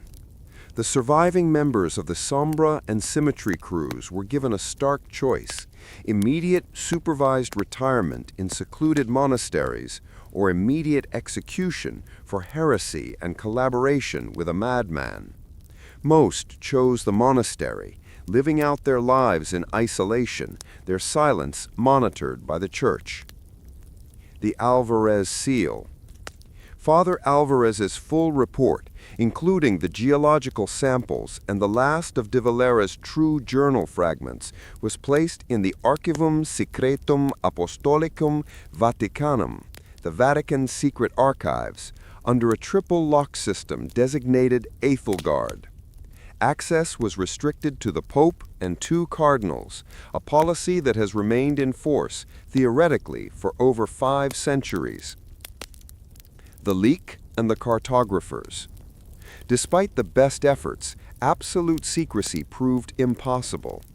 One of Alvarez's original draft maps, a crude hand-drawn sketch of the island's coordinates and unique shape, was secretly copied by a clerk in the 1520s. This copy was eventually smuggled into the burgeoning European cartography guilds of the Netherlands. This single piece of leaked information is the origin of the countless tantalizing phantom islands that began appearing on private maps throughout the 16th and 17th centuries: High Brazil, Isle of Demons, or the mysterious Terra Incognita, always placed at the edge of the known Atlantic. These weren't entirely invented. They were echoes, corrupted and displaced versions of Aethelgard, born from a single, forbidden truth. The Vatican's conspiracy of silence did not eliminate the island. It simply transformed it into a persistent, seductive myth, a ghost on the map that would continue to lure explorers to their doom, chasing a fortune that no longer existed, but which promised the same madness. The cover-up became the curse's greatest ally, fueling generations of treasure hunters with an unattainable, terrifying dream. The ultimate irony of De Valera's curse is that it found its most fertile ground not in Europe, but in the newly colonized territories of the Americas, where the promise of instant, boundless wealth became the foundational creed. The small amount of electrum that De Valera successfully introduced into the European economy was inevitably carried westward by subsequent voyages. Historians and metallurgists have tracked the dark-sheened, highly pure alloy to early Spanish settlements in the Caribbean and Central America. The Aethelgard seed money. This seed money, the original cursed gold, was used to finance key ventures in the New World. It was the capital that bankrolled some of the most brutal and rapacious conquistadores. Pizarro and Peru. A documented loan made by a consortium financed by De Valera's remaining assets helped secure the funds for Francisco Pizarro's final catastrophic expedition to Peru. The resulting torrent of Incan gold, stolen and tainted, infused Europe with another wave of reckless wealth, accelerating the very economic instability the Vatican had feared. De Valera's curse, initially a localized madness, was now contributing to the systemic brutalization of an entire continent. The Midas touch of madness. The men who handled the original electrum or the ventures it funded seemed to inherit a strain of De Valera's sickness. They became obsessed with finding more, a single infinite source, leading to the legends of El Dorado and the 7 cities of gold. These weren't just geographical searches, they were the collective obsessive delusion of men infected with the Aethelgard malaise. The American gold rushes of later centuries can be seen as the cultural manifestation of this same unquenchable and destabilizing greed. The Black Isle in U.S. folklore. While the island itself was never found by U.S. ships, the idea of it permeated the culture of the U.S. East Coast. Sailors and fishermen carried the lore of the Sea of Whispers. Charles Island, CT. Local legends of Charles Island, off the coast of Connecticut, speak of Captain Kidd burying his cursed treasure there, a treasure that brought death and madness to those who sought it. This legend, like many others of its kind, bears a remarkable resemblance to the Aethelgard narrative, an isolated island, a vast cursed fortune, and a descent into madness for anyone who finds it. The myth, displaced by continents and centuries, remains the same. The Curse of Oak Island, Nova Scotia. Perhaps the most famous American obsession, the relentless, generations-long search for treasure on Oak Island, Nova Scotia. The search is defined by an uncanny cycle of tantalizing clues, catastrophic failure, obsession, and financial ruin. It is the perfect modern echo of De Valera's curse, an endless pursuit of a fortune that destroys the seeker and seems to defend itself with impossible complexity. The possibility that the original architects of the Oak Island money pit were Portuguese Templar-linked explorers, men who may have been aware of the early scattered reports of De Valera's Black Isle, is a terrifying, speculative thread for modern historians. Hernán de Valera's story transitioned from a documented historical tragedy into a timeless myth of American ambition. The belief that there is always one more secret island, one more impossible fortune, waiting just beyond the horizon, ready to be seized. This belief, born of the Black Isle's madness, became the fuel for a nation's defining trait, the relentless pursuit of material destiny, regardless of the cost. The curse had found its ultimate form, an insatiable cultural hunger for the wealth that drives men to the brink. The enduring fascination with the cursed explorer is rooted in the unsettling possibility that the island, despite Alvarez's efforts, might still exist. Geological possibility. Modern satellite imagery and deep-sea bathymetry offer a fascinating twist. The coordinates of Aethelgard place it in a complex, tectonically active zone. Geologists now theorize that the island, a small, highly unstable volcanic structure, may have experienced a massive submarine collapse shortly after Alvarez destroyed the altar, a final, violent closure.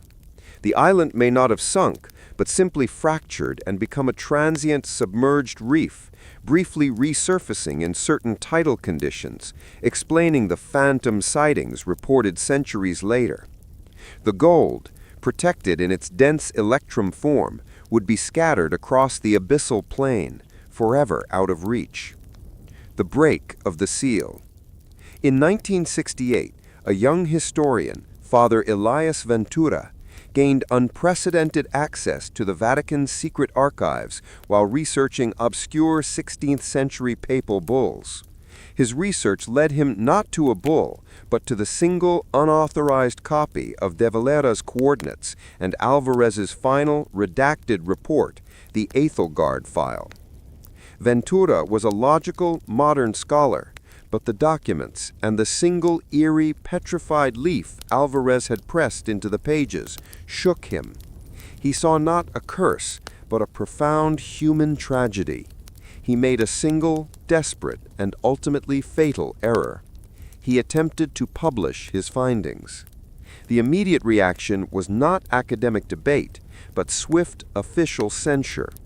Ventura's research was seized, his career terminated, and he was quietly removed from the archives. The official explanation cited, quote, unfounded speculation and the handling of sensitive historical property, unquote. However, before his removal, Ventura was able to mail a single unannotated photograph to a colleague in the USA, a picture of the last remaining fragment of de Valera's personal log. The fragment is the true final document of the curse. They fear the gold. They do not know it is only a mirror. The symmetry requires the breaking of the mind, not the breaking of the stone. I gave the island my desire. It gave me the reflection of all men's desire, and this is the true wealth, the knowledge of what lies beneath the skin of power. The world is a ship full of shadows, and I am the captain of the dark. This final chilling insight confirms that the curse was never about a demonic power in the gold, but a psychological feedback loop. The island was a catalyst that amplified human greed to its breaking point, and de Valera's genius simply enabled that loop to become a global financial and cultural contagion. Part X. Conclusion. The fortune that was never found. The cursed explorer, Hernán de Valera, left behind no physical fortune that we can locate, but a profound cultural legacy. His true discovery was the blueprint for toxic ambition. He proved that the greatest wealth is worthless if it costs the sanity of the mind. He pioneered a shadow economy of debt and leverage that would define global finance centuries later. He created a myth, the Black Isle, that continues to drive treasure hunters, conspiracy theorists, and the popular imagination in the USA and globally. The documentary story of the Cursed Explorer is not a history of lost gold, but a warning written in 15th century paranoia. It is a cautionary tale for a modern audience obsessed with instant wealth and a boundless pursuit of the next big thing. The Black Isle is not a place, it is a state of mind. And as long as men believe the greatest fortune is always just one secret map away, the curse of Captain Hernán de Valera will endure. The official expulsion of Ethelgard from the world map by the Portuguese crown and the Vatican did not mean its knowledge was completely eradicated. It simply drove the information underground, creating a shadowy network of dissenting cartographers, scholars, and treasure hunters who became obsessed with the Sea of Whispers, the area where de Valera's curse truly took root. The João Memorandum, 1535. A critical piece of evidence surfaced decades later in Goa, the Portuguese colonial capital in India. It was a memorandum written by an aging cartographer named João Ferreira, who had worked in the Lisbon Royal Archives during the time of the cover-up. João's document, secretly smuggled to a Dutch trader, detailed the systematic erasure. The original coordinates, João revealed that the original longitude of Ethelgard was calculated relative to the islands of the Azores, a common reference point. The Crown, under extreme pressure, deliberately shifted this entire sector on all new maps, making the true location appear as open, featureless ocean. The depth anomaly. He also noted a terrifying detail from de Valera's initial soundings, that the waters immediately surrounding the Black Isle were impossibly deep, an abyssal trench that seemed to drop off vertically. This geological anomaly was edited out of all hydrographic charts, replaced with conventional shelf measurements, ensuring no future expedition would be drawn to the area by its unusual depth profile. The compass deviation. João's most disturbing revelation concerned the area's magnetic volatility. He theorized that the electrum, combined with the island's unique volcanic geology, created an intense magnetic field that not only caused compasses to fail, which was common in some volcanic regions, but induced a state of magnetic delirium in the crews, a physiological explanation for the sudden onset of paranoia and confusion that plagued La Sombra. The island didn't just hide itself with fog, it actively scrambled the minds of those who approached.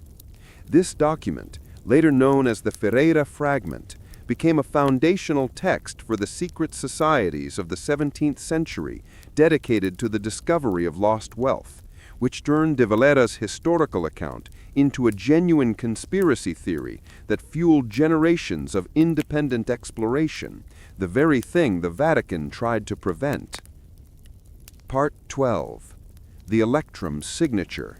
Forensic Metallurgy of the Curse. For the modern documentary audience, the physical nature of the electrum provides the most tangible link to the curse. De Valera's electrum wasn't just gold, it was unique. The 21st century assay. In the modern day, a few microscopic samples of de Valera's electrum, pieces used in the private currency he minted and later seized by the crowns, have been subjected to 21st century forensic metallurgical analysis. The iridium trace. The standard gold-silver alloy was found to contain an unusual minute iridium signature. Iridium is incredibly rare in the Earth's crust and is often associated with impact events, such as meteorites. This suggests that the Black Isle's unique geological formation, its jet-black obsidian rock, was the result of an ancient extraterrestrial impact that infused the volcanic core with the raw materials for the electrum. The fortune was literally not of this earth. The crystal structure.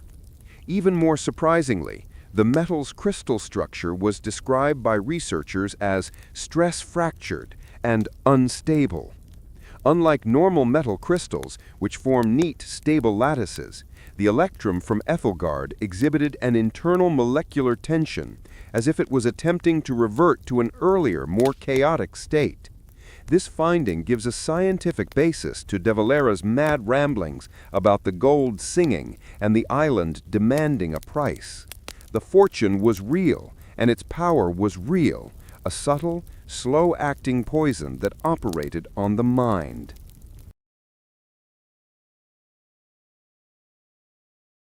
The air was thick, not with the typical league-side humidity, but with a dry, electric tension that seemed to hum through the wires of the city's telegraph lines.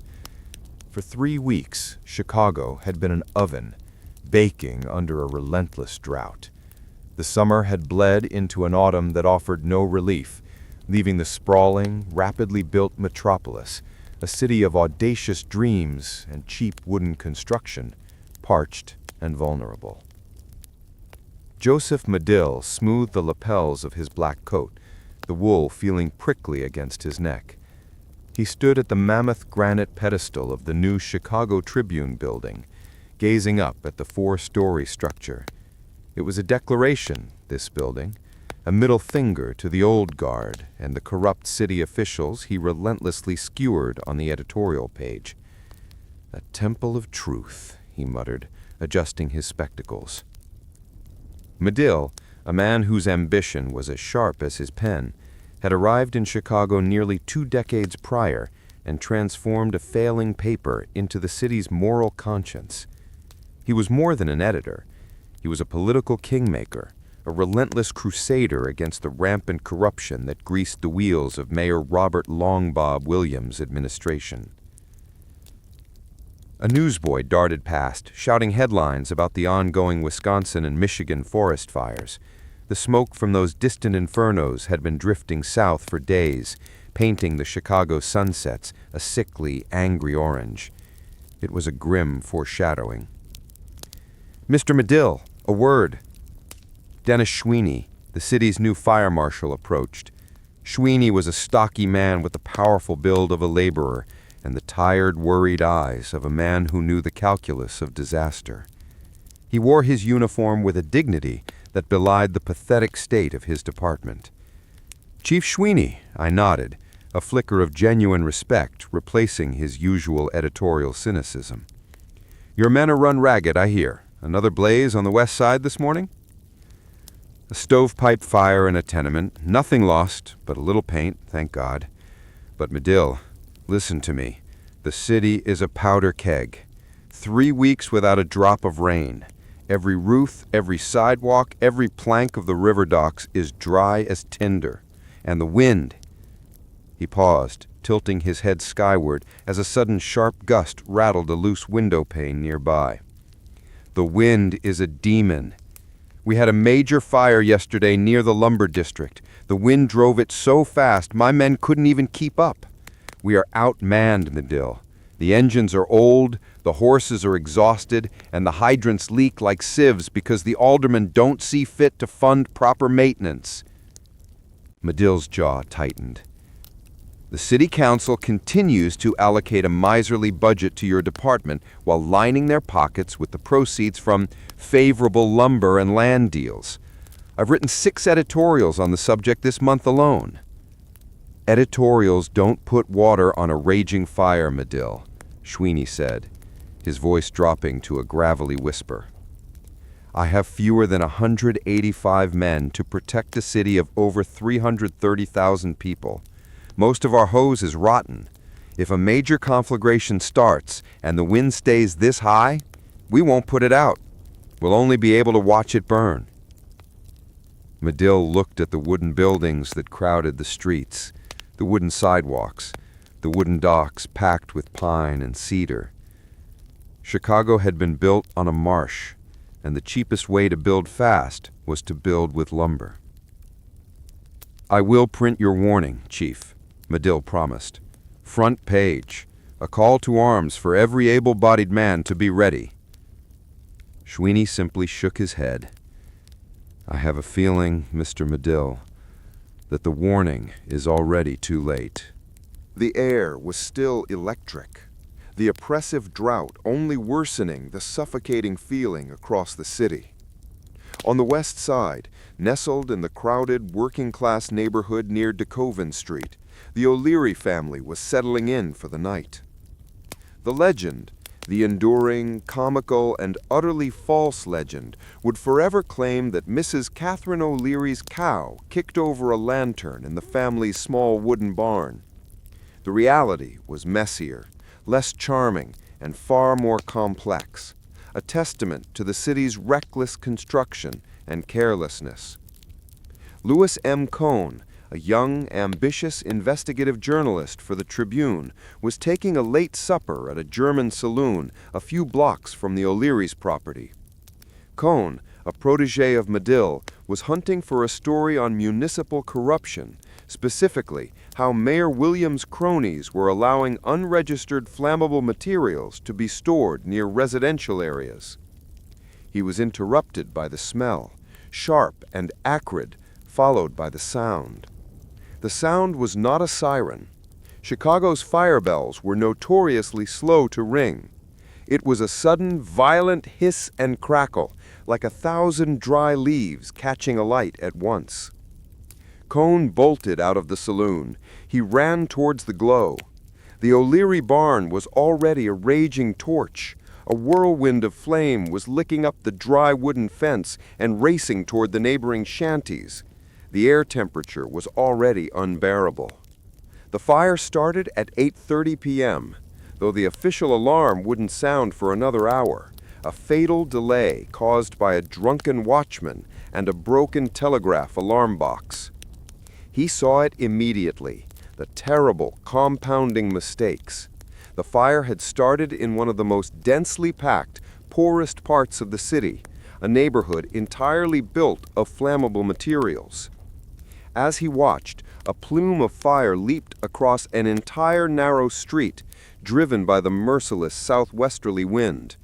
It wasn't a steady breeze, it was a gale, gusting violently, carrying burning shingles and embers across the rooftops. He found Chief Sweeney already on the scene, shouting desperately at his exhausted men. "Chief, where are the reinforcements?" Cohn yelled over the roar. Sweeney spat on the ground. The alarm was sent, but the signal officer, a political appointee with no business near the box, sent the engine companies to the wrong location. They're miles away. The flames were now towering, a monstrous red wave devouring block after block. The heat was so intense it was creating its own wind system, sucking more oxygen into the blaze. "We are losing it, Cohn," Sweeney said, his voice raw with fury and despair. "The lumber yard is next, then it crosses the river, Cone stared at the clock tower of a nearby church, its bell silent, its wooden spire already outlined in the terrifying orange light. The wind was carrying brandons, burning pieces of wood, skyward, scattering them across the city like seeds of destruction. The official investigation would later prove that the delay and misdirection of the alarm systems was directly attributable to poor training and the political spoils system Medill had crusaded against for years. Cone didn't wait. He turned and ran toward the city center, his only thought to get the true story, the terrifying, immediate reality, to the Tribune office before the flames swallowed the entire west side. He knew Medill would be waiting, ready to take up his post in the tower, a lighthouse against the coming storm. He had to write the headline that no one in Chicago wanted to read. The city burns. The roar of the fire had become the city's new soundtrack.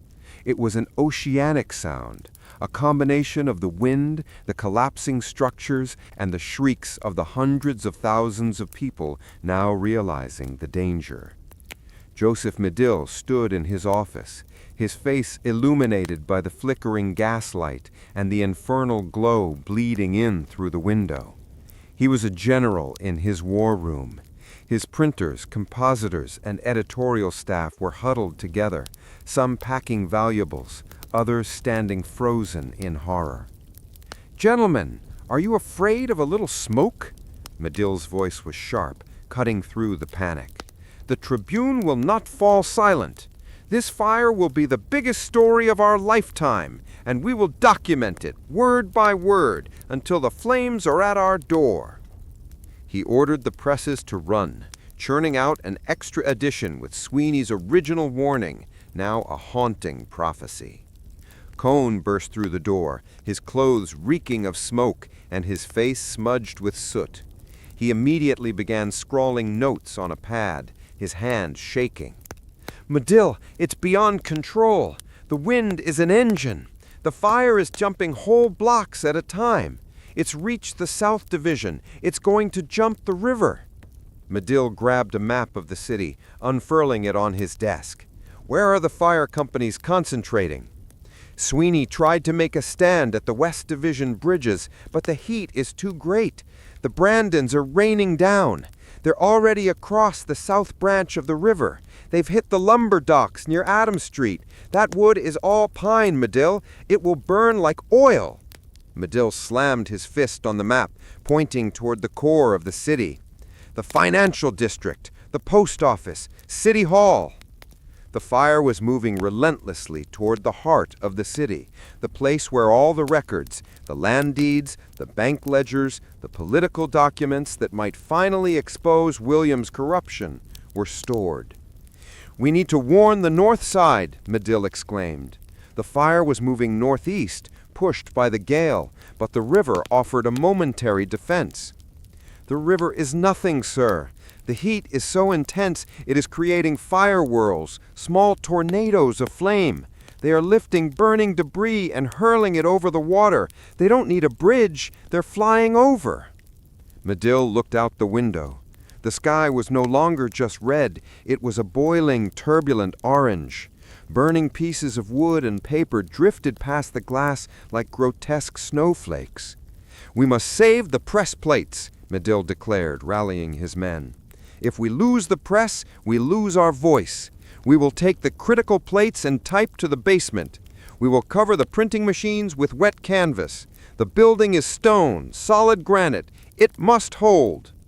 Medill, the editor, had transformed into the commander. He was fighting the fire with stubborn defiance and an absolute refusal to be silenced. He knew the paper's very existence and its truth-telling mission was about to be put to the ultimate test. He looked at Cone. "Write the story, boy. Write the truth. Tell them it wasn't a cow. Tell them it was corruption, cheap wood, and the devil's wind that burned this city down. We will print until the presses melt beneath the heat." The clock tower above their heads began to emit a hideous sound, not the clang of a bell, but the groaning and splintering of dry wood catching fire. The flames had reached the roof. The stone structure of the Tribune building was surrounded, a tiny island of defiance in a sea of fire. The Tribune building, Medill's fortress, was about to be consumed, but its granite walls, a symbol of his unwavering commitment to his vision, would ultimately play a role in the city's astonishing rebirth. The city was dissolving into ash and terror, but Medill was focused on only one thing: the story. He would survive, and he would ensure that the truth of Chicago's fiery destruction and the spectacular, ambitious saga of its rebuilding would be the first words printed on the morning after. The fire had achieved the critical mass of a firestorm. It was no longer a fire. It was a weather system, drawing in air at gale-force speeds and spitting out flaming debris miles away. The city's famous iron and stone structures, meant to symbolize permanence, were beginning to fail catastrophically. Joseph Medill and his staff had done their work. The presses were secured, critical type cases covered with wet canvas, and the basement door locked. Now they were refugees. Medill stood across the street, watching his granite fortress, the Tribune building, buckle under the immense heat. The massive clock tower, which had held the city's time, became a silhouette against the hellish glow, then collapsed inward with a grinding roar that shook the earth. "She's gone, sir," whispered Augustus Schermerhorn, the senior compositor, his face streaked with tears and soot. Medill removed his spectacles, rubbing the bridge of his nose. "The building is gone, Gus. The Tribune is not. Remember that. We lost granite, not principle." A desperate, terrified stream of humanity flowed past them, the wealthy in carriages piled high with furniture, the poor clutching small sacks of irreplaceable possessions. The air was filled with a rain of cinders and embers, tiny, terrifying missiles that ignited everything they touched. Medill spotted a familiar, desperate figure pushing through the crowd: Chief Dennis Sweeney. He looked utterly defeated. His uniform was torn, his face blistered, and he carried no helmet. "Sweeney, report!" Medill shouted, pulling the chief aside. "It's a massacre, Medill. We're beaten. The heat is melting our hoses. We tried to make a stand on the bridge at Randolph Street. The wood structure was so dry it exploded. My men couldn't even get close enough to pump water." He pointed north. "It's crossed the main river branch. It's in the North Division now. Every opulent mansion, every overcrowded tenement, every lumber yard, they're all going. There's no stopping it now. We're reduced to saving people, not property." The North Division was home to the waterworks, the massive pumping station that supplied all the city's water. Medill's eyes widened. "The waterworks?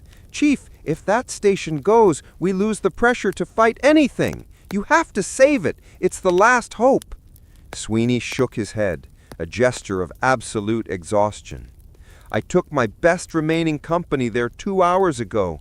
But the wind, Medill, the wind, it's blowing sparks from the Michigan docks.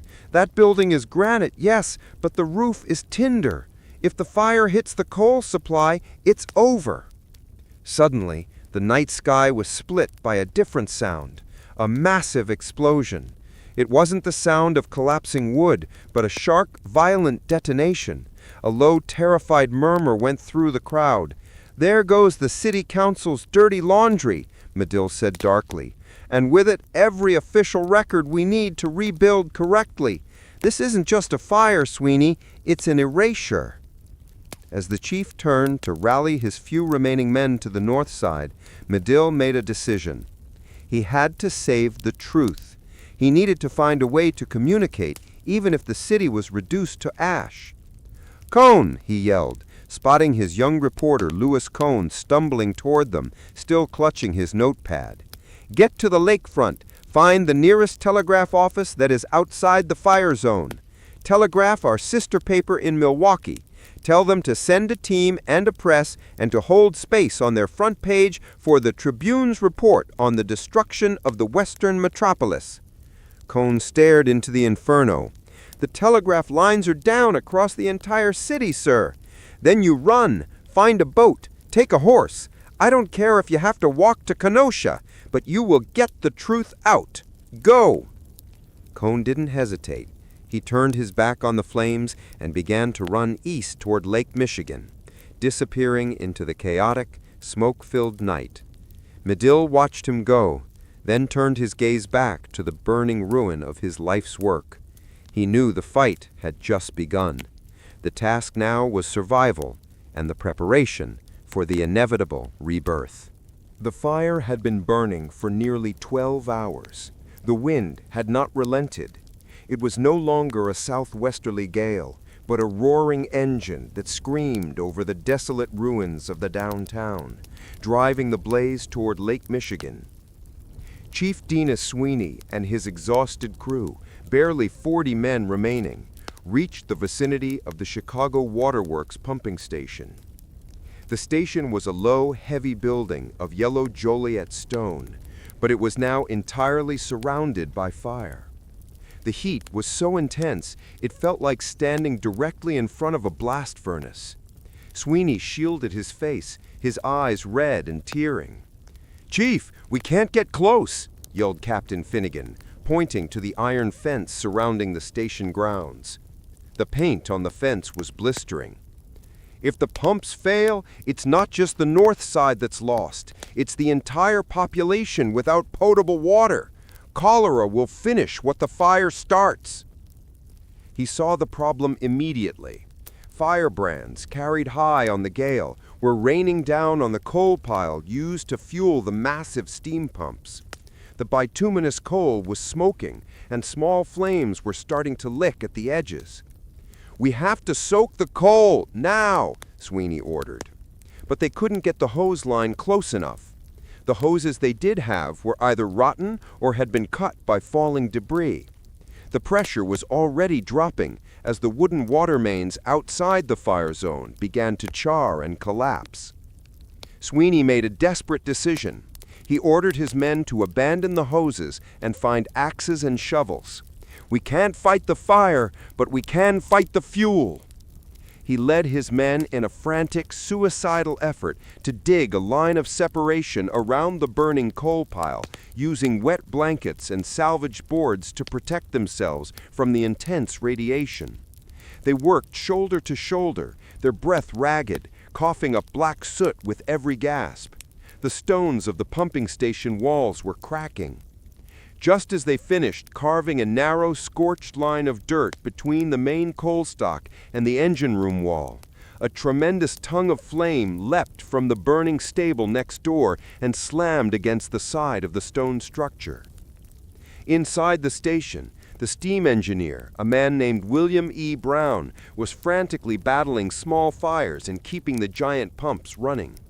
But the fire's heat was cracking the windows, and the coal he needed was smoldering uncontrollably just outside. Then, disaster.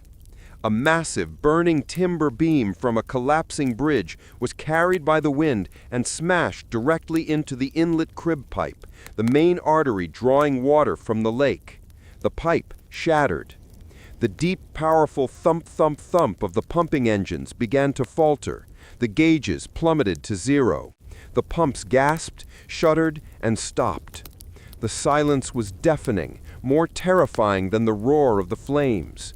Sweeney sank to his knees outside the wall, exhausted, defeated.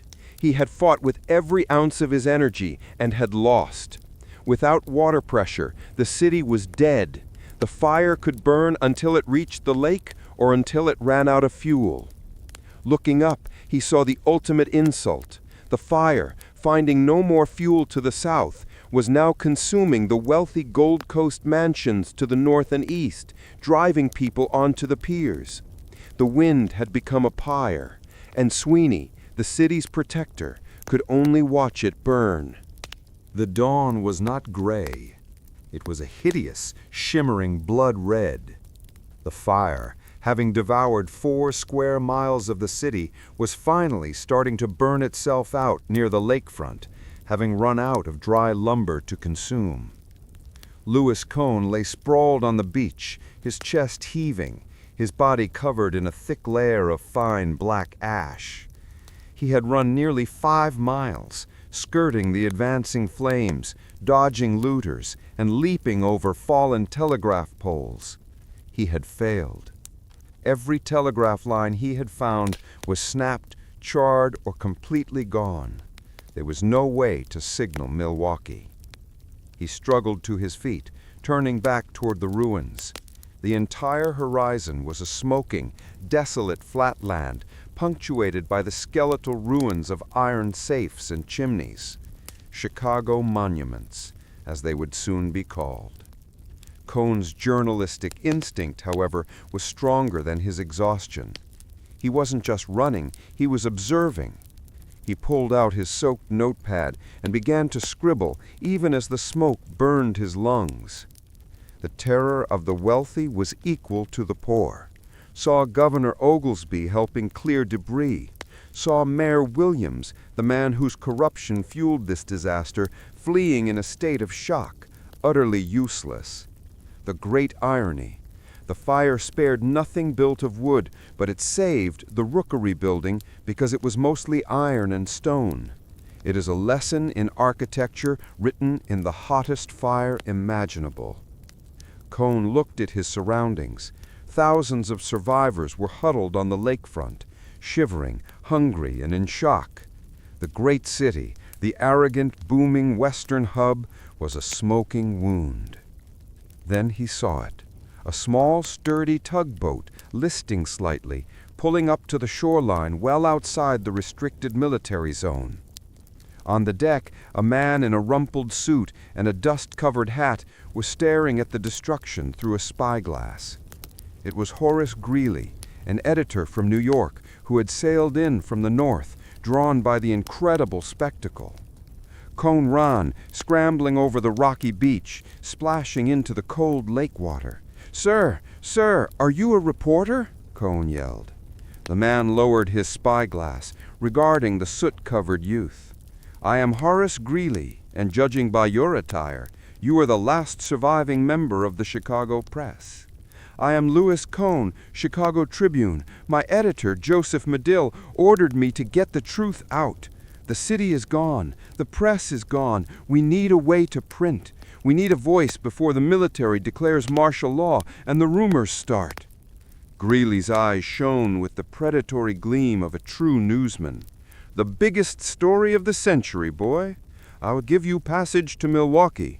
You'll write your account on my boat, and we'll charter a press there." Cohn stared at the ruins of Chicago, then back at the boat. He didn't just have to report the destruction, he had to launch the campaign for the city's reconstruction. He had to carry Medill's defiance on the waves. "I have 2 conditions, sir," Cohn said, climbing aboard. "First, my story runs exactly as written. And second, you must print Medill's opening declaration in full. The fire was not an act of God, it was a failure of city government and a testament to corrupt, shoddy construction. We must demand a city built of brick and stone, not wood and lies." Greeley extended a hand, a grim smile on his face. "You have a true editor's heart, Cohn. Tell me everything. The world is waiting to hear how the western metropolis burned to the ground." As the tugboat pulled away from the devastated shore, Cohn pulled out his last clean sheet of paper. The first task was over, the survival. The second, more immense task was just beginning. The documentation of the loss and the blueprint for the Phoenix City that would rise from the ashes. Medill's plan was to turn the fire itself into a political weapon to force a new era of reform. The Milwaukee Sentinel press room was a cavern of steam, oil, and frantic energy. The presses, however, were not running the usual Milwaukee news. They were running the Chicago Tribune in exile. Louis Cohn, having made the arduous journey north via the chartered tugboat, stood beside the roaring press, his face exhausted but triumphant. He held a copy of the extra edition, printed on foreign presses, yet bearing the proud, defiant masthead of the Chicago Tribune. The headline was not a whimper, it was a battle cry. "Cheer up, Chicago shall rise again." Below the headline, the lead editorial, written by Cohn but carrying the undeniable, thundering voice of Joseph Medill, was a stunning fusion of grief, prophecy, and political indictment. The western metropolis is gone. 4 square miles reduced to cinders. Loss estimated at $200 million. But the fire was not an act of God. It was a failure of men. It was the result of a city built on shoddy construction and political graft. We were choked by wood and incompetence, and we have paid the price in ash. Cohn watched as the bundled papers were rushed to the docks, destined to be loaded onto the first southbound trains and steamers. This was Medell's defiance. The city had burned, but its conscience would not be silenced. Inside the small, temporary office assigned to him, Cohn was interrupted by a Western Union telegram delivered by a frantic messenger. It was from Medill, now holed up in a temporary headquarters in the still-standing South Side, already plotting the next move. The message was brief and direct. "Cohn, return, immediately. No more cow. We are done with the cow. Find me Denny Sweeney. New plan. Architecture and law. Medill." The cow reference was Medell's furious rejection of the absurd but viral rumor that Mrs. O'Leary's cow was to blame. Medill knew that scapegoat story would allow the true culprits, the corrupt alderman who permitted the wooden tinderbox construction, to escape justice. The new plan was clear. Medill would not merely report the rebuild, he would run it. He would use the power of the press and the moral shock of the fire to seize control of the shattered city government. The editor was about to become the reformer, and perhaps the mayor. The North Division was a wasteland. The air, though no longer burning, was thick with the foul smell of wet ash, scorched timber, and lingering coal smoke. A light, cold rain had begun to fall, turning the 4-square-mile debris field into a greasy black mire. Chief Denny Sweeney stood on what used to be his front porch. His home was reduced to a few broken chimney bricks and a twisted cast-iron stove. He found the melted remnants of a locket his wife Martha had given him. He knelt, picking up the useless metal, his massive frame shaking not from cold, but from sheer emotional exhaustion.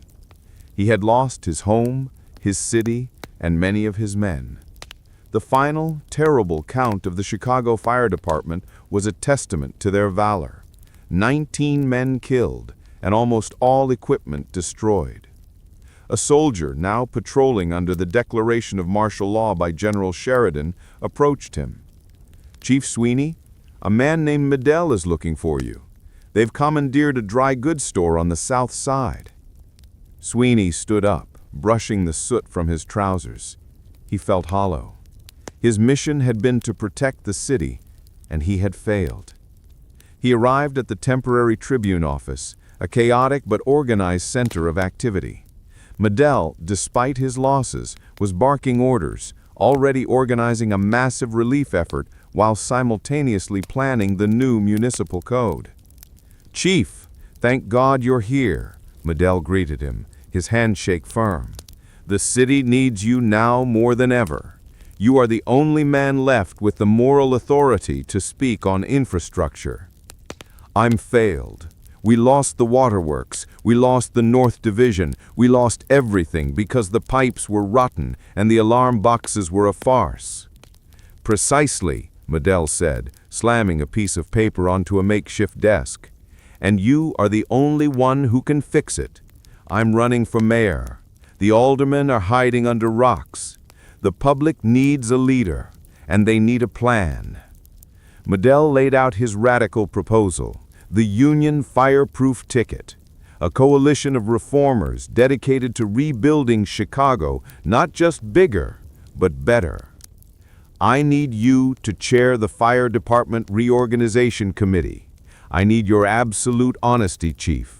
I need you to demand nonpartisan professional appointments for every single position, from the alarm box watchman to the chief engineer. I want you to design a system where a fire can never again defeat a city this way. Sweeney looked at the chaos outside, the hundreds of homeless, the soldiers with fixed bayonets, the smoldering ruins. The task was monumental. I have one condition, Medell, Sweeney said, his voice regaining its command. No more volunteers, no more political appointments. I need professional, paid firemen with new steam-powered engines and the authority to tear down any building in the path of a fire, no matter who owns it. Medell nodded, his agreement absolute. Done. And a non-negotiable fire limit ordinance. No new construction in the burned district will be permitted unless it is brick, stone, or iron. I want to build a firewall against the next disaster. The Tribune will fund the drafting of the new codes itself. Sweeney finally smiled, a grim, exhausted expression. The city had died, but the core of its fighting spirit was being reforged in the heat of political necessity. He now had a mission that transcended putting out fires. He had to design the unburnable city. The recovery effort began with a furious, almost unbelievable speed, a testament to the aggressive, risk-taking nature of Chicago's citizens. They didn't wait for federal aid, which was slow to arrive. They simply started clearing the debris themselves. Louis Cohn had returned and was now Medill's shadow, a roving correspondent documenting not the destruction, but the resurrection. His dispatches, smuggled south for printing and rushed back north, became the city's daily devotional. Cohn was assigned to the emerging community of architects and engineers.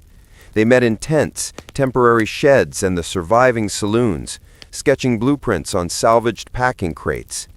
He met William LeBaron Jenney, a talented engineer who had been a Union major in the Civil War. Jenney was proposing something utterly radical, a steel-framed skeleton for buildings. "It's the only answer, Mr. Cohn," Jenney explained, sketching furiously. "Stone and brick are heavy. They rely on massive, thick walls for support. When the fire hits, those heavy walls collapse. But an internal skeleton of iron, clad in fireproof terracotta and masonry, transfers the weight and defies the flame." Cohn realized the profound symbolic weight of this idea. Chicago was literally reinventing modern construction. The destruction of its old wooden past was making way for the world's first truly modern city, the birthplace of the skyscraper. Meanwhile, Medill's political campaign was a whirlwind. Running on the fireproof ticket, he leveraged the Tribune's relentless coverage of the corruption that led to the fire. His campaign rallies were simply editorial readings. He didn't need to promise hope. He needed to demand justice. The incumbent, Long Bob Williams, was a ghost, unable to defend his wooden city and his missing accounts.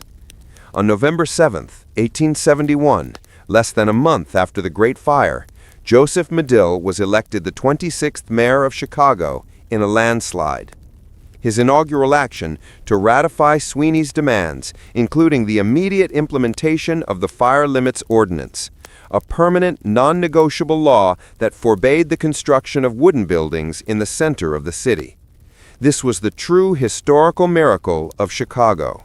Where other cities like London or Boston had taken years to recover, Chicago began rebuilding immediately, forced by Medill and Sweeney to use only the most modern, fire-resistant materials. The ashes became the fertile ground for innovation. The fight, however, was not over. Medill's draconian policies, his enforcement of the new building codes, his crackdown on crime, and his controversial blue laws, banning certain activities on Sundays to maintain order, quickly earned him powerful enemies among the working class and the wealthy developers who preferred cheap construction. As mayor, Medill was no longer just the conscience of the city, he was its dictator. The very spirit of defiance that had propelled him to power now threatened to tear the rebuilt city apart. The phoenix had risen, but its wings were already clipped by political dissent. The coming years of Medill's mayoralty would prove to be as intense and challenging as the fire itself. Mayor Joseph Medill was not built for compromise. The fire had stripped away his journalistic impartiality, replacing it with the zeal of a crusader. He governed the ruins of Chicago with a righteous fury, viewing his term not as a political office, but as a moral receivership. His primary weapon was the Fire Limits Ordinance, now known colloquially as the Brick and Stone Law. Every square foot of the burned district was restricted to non-combustible construction. This immediately created a war between the old guard of cheap, fast lumber barons and the new wave of architects and insurance interests demanding permanence. Medill used his emergency powers, granted in the wake of the disaster, to enforce the law with military precision. "Tear it down!" Medill roared one spring morning, standing ankle-deep in mud and melted glass at the edge of the burned district. He pointed a cane at a frame shack that had sprung up overnight, a temporary carpenter's office. Louis Cohn, now Medill's primary aide, rushed forward. "Mayor, the owner says it's temporary. He needs it to coordinate his legitimate brick projects across the street." "Temporary leads to permanent, and wood leads to ruin. The moment a wooden nail is driven into that structure, it is a risk to a half-mile radius," Medill spat. "If the law is a firewall, then that shack is a crack in the mortar. Chief Sweeney, get your men to it." Chief Dennis Sweeney, freshly funded and formally reorganized, arrived with a demolition crew. Sweeney was Medill's indispensable arm, disciplined, honest, and utterly loyal to the idea of a safer city. Under his command, the fire department was being professionalized, the first new steam fire engines ordered, and the fire alarm telegraph system completely overhauled and insulated. The shacks came down. The site was popular with the wealthy, who saw their investments protected. But to the working-class families and German and Irish immigrants living on the city's periphery, who could only afford to build wood-frame cottages, the act was tyranny. Medill's law made their housing impossibly expensive, trapping them in overcrowded, distant tenements. The resentment came to a head over Medill's other great moral crusade, the Blue Laws. Determined to sanitize Chicago, Medill ordered the strict enforcement of an old ordinance prohibiting drinking, gambling, and dancing on Sundays.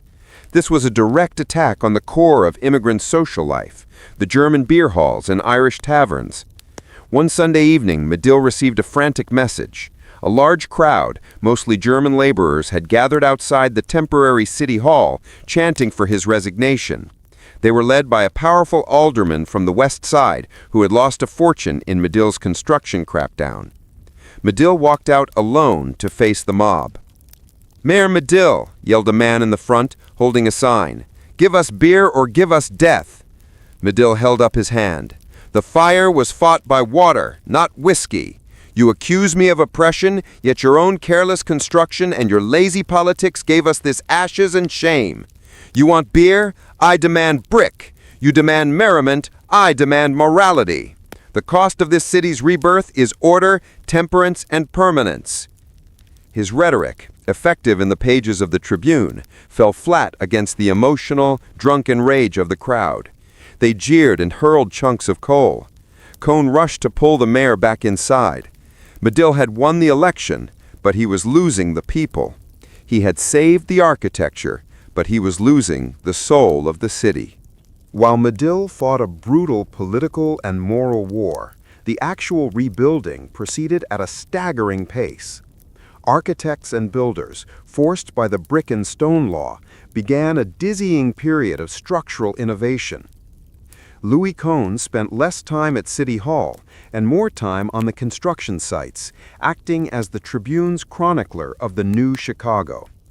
He watched the erection of the first true iron-skeletoned buildings. He shadowed William LeBaron Jenney, who had secured the commission for a large office block. Jenny wasn't building with bricks supporting the walls. He was building with a frame of iron columns and beams, with masonry merely hanging like cladding. Cohn stood next to Jenny, looking up at the skeletal frame, 5 stories high and climbing. "Major Jenny, you call this a breakthrough, but the critics say the fire proved iron fails. It warps and buckles in the heat." Jenny wiped sweat from his brow. "They are right about unprotected iron, Mr. Cohn. The fire twisted the old iron front stores into ribbons. But this is different. We are encasing every single iron column in terracotta tile and fireproofed plaster. We are learning how to isolate the skeleton from the flame." This innovation was revolutionary. It meant walls could be thinner, foundations smaller, and buildings could rise higher than ever thought possible on Chicago's soft clay soil. The need for fireproof construction, Medill's stubborn law, and Jenny's engineering genius were together creating the architectural concept that would become the skyscraper. Cohn wrote about it with zeal. "The iron frame is the bone, the fireproof casing is the skin, and the Chicago spirit is the animating force." He was documenting the birth of the Chicago School of Architecture. But this innovation was tremendously expensive, demanding capital and credit. Just as the city reached its peak of furious rebuilding, a dark cloud gathered on the distant financial horizon. The boom years following the Civil War, fueled by reckless railroad speculation, had finally ended. In September 1873, the banking firm of J. Cook and Company, heavily invested in Northern Pacific Railroad bonds, collapsed. The news flashed across the continent, triggering the panic of 1873. The financial crisis hit Chicago with devastating speed. The frantic pace of rebuilding came to a grinding halt. Credit dried up, banks failed. Construction loans were revoked overnight, leaving dozens of half-finished skeletal iron frames standing against the skyline, monuments to a suddenly vanished prosperity.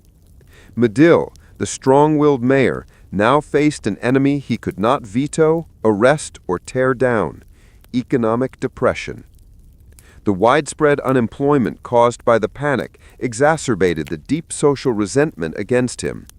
His fire limits law, which had protected the city's future, was now seen as the cause of the economic calamity by the common worker, who was left homeless and jobless. The Tribune, under Medill's direction, launched a furious campaign, trying to rally the city with the same cheer-up optimism as before, but the words rang hollow. In City Hall, the political backlash was overwhelming. The aldermen, seeing Medill weakened by the financial collapse and popular hatred over the Blue Laws, began to resist his every move. They rejected his budget reforms and successfully repealed some of his Sunday ordinances. Medill, the ultimate control seeker, found himself losing control on every front. The relentless stress, the fire, the mayoralty, the continuous political warfare, and now the economic collapse had finally broken his health. In late September 1873, after less than 2 years in office, Joseph Medill made a profound decision. He called Cohn into his office. "Cohn, the phoenix needs to fly, but I cannot be the cage any longer," Medill said, signing a document. "I have laid the groundwork. The fire limits are law. Sweeney's department is professionalized. The architects have the blueprint, but the city hates me." The paper he signed was his resignation. "The only thing I can still save is my health and the Tribune. I am transferring all control of the paper to my partner, Horace White, and I am leaving for Europe. I need to recover, and Chicago needs a fresh start. You will remain here, Cohn. You are my eyes. You will ensure the builders don't compromise and the politicians don't forget the fire." Medill, the journalist who became a dictator, was now an exile. He stepped down, leaving the city in the hands of an acting mayor and the chaos of a national depression. His 2 years had been a brutal, visionary success, forging the rules for the new Chicago. The final act of Chicago's rebirth would belong to the men left behind, to Cone, the reporter who became a watchdog, and to Sweeney, the chief who became the architect of safety, who together had to navigate the city through the 5 years of depression and doubt that lay ahead, ensuring that the dream of the Phoenix City did not die in the shadow of the Panic of 1873. The Panic of 1873 had crippled Chicago's economy, but it had not touched its worst vulnerability. The vast, wooden-built neighborhoods, south and west of the Loop, that lay outside Mayor Medill's original 1872 brick and stone fire limits. The business district was fireproof. The working-class homes were not. On a blisteringly hot afternoon in mid-July 1874, the ghost of the Great Fire returned.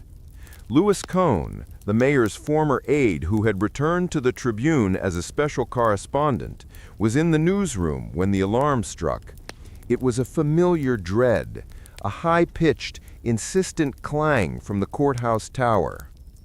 "Cone, what district?" yelled the editor. Cone ran to the telegraph operator. "It's the southwest side, near 12th Street, the Cheyenne district." The air itself seemed to remember the fire of 1871. Dry conditions, 90-degree heat, and a powerful southwest wind, the exact factors that had driven the first conflagration. Chief Dennis Sweeney was already a blur.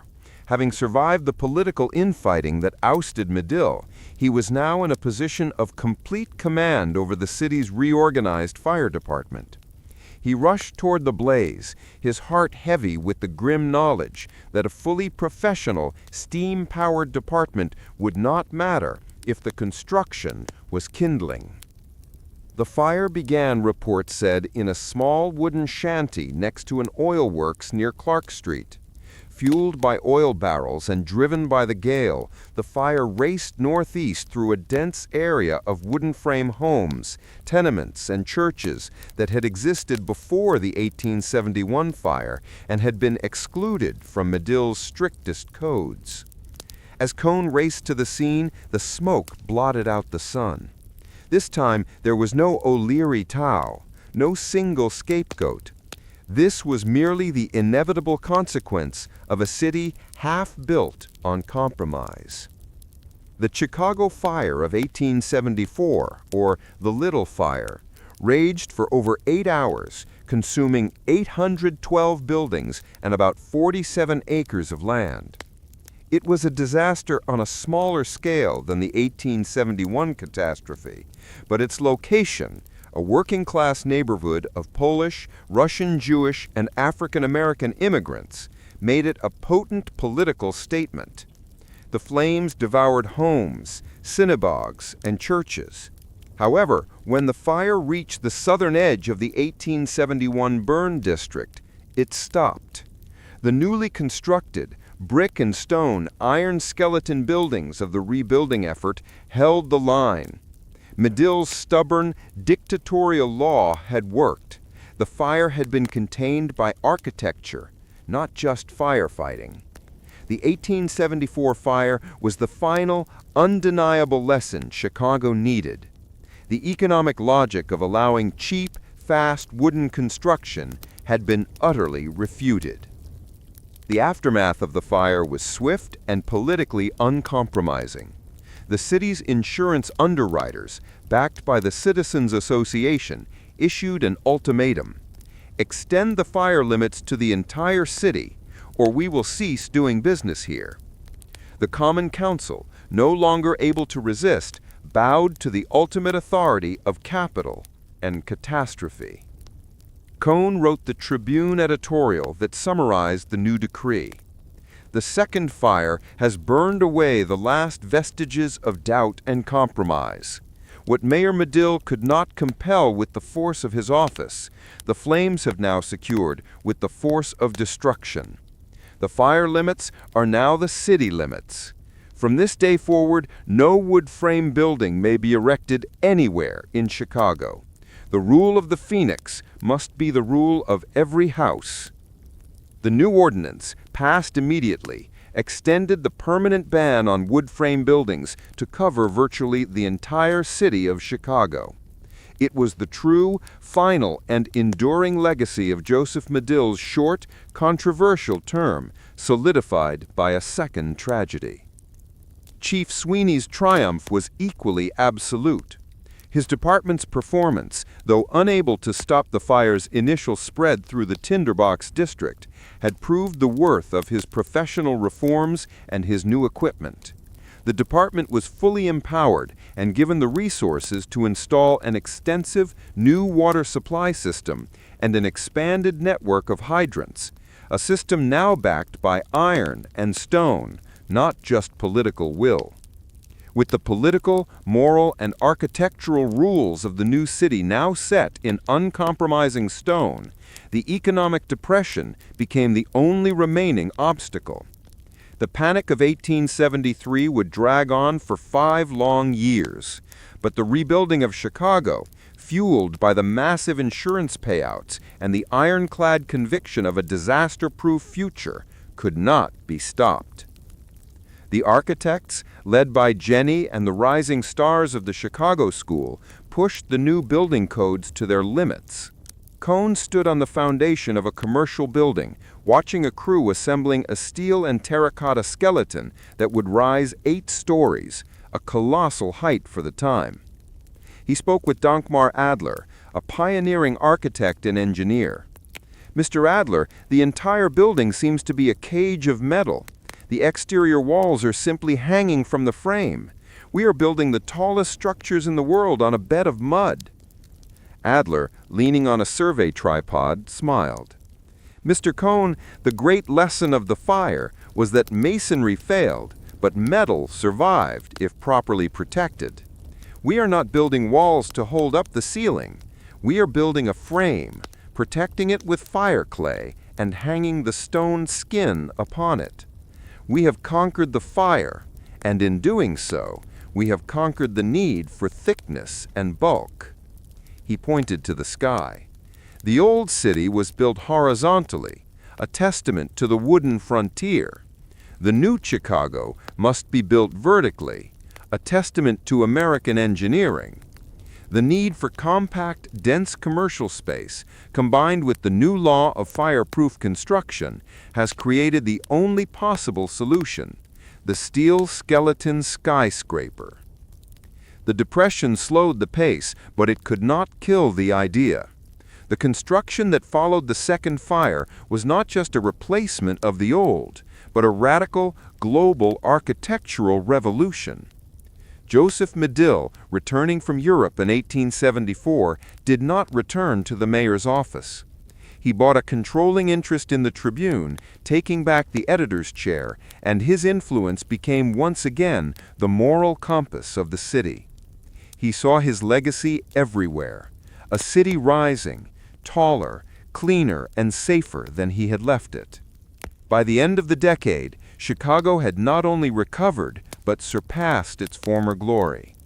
It had faced an unprecedented disaster, endured a political dictatorship, survived a second fire, and navigated a brutal depression.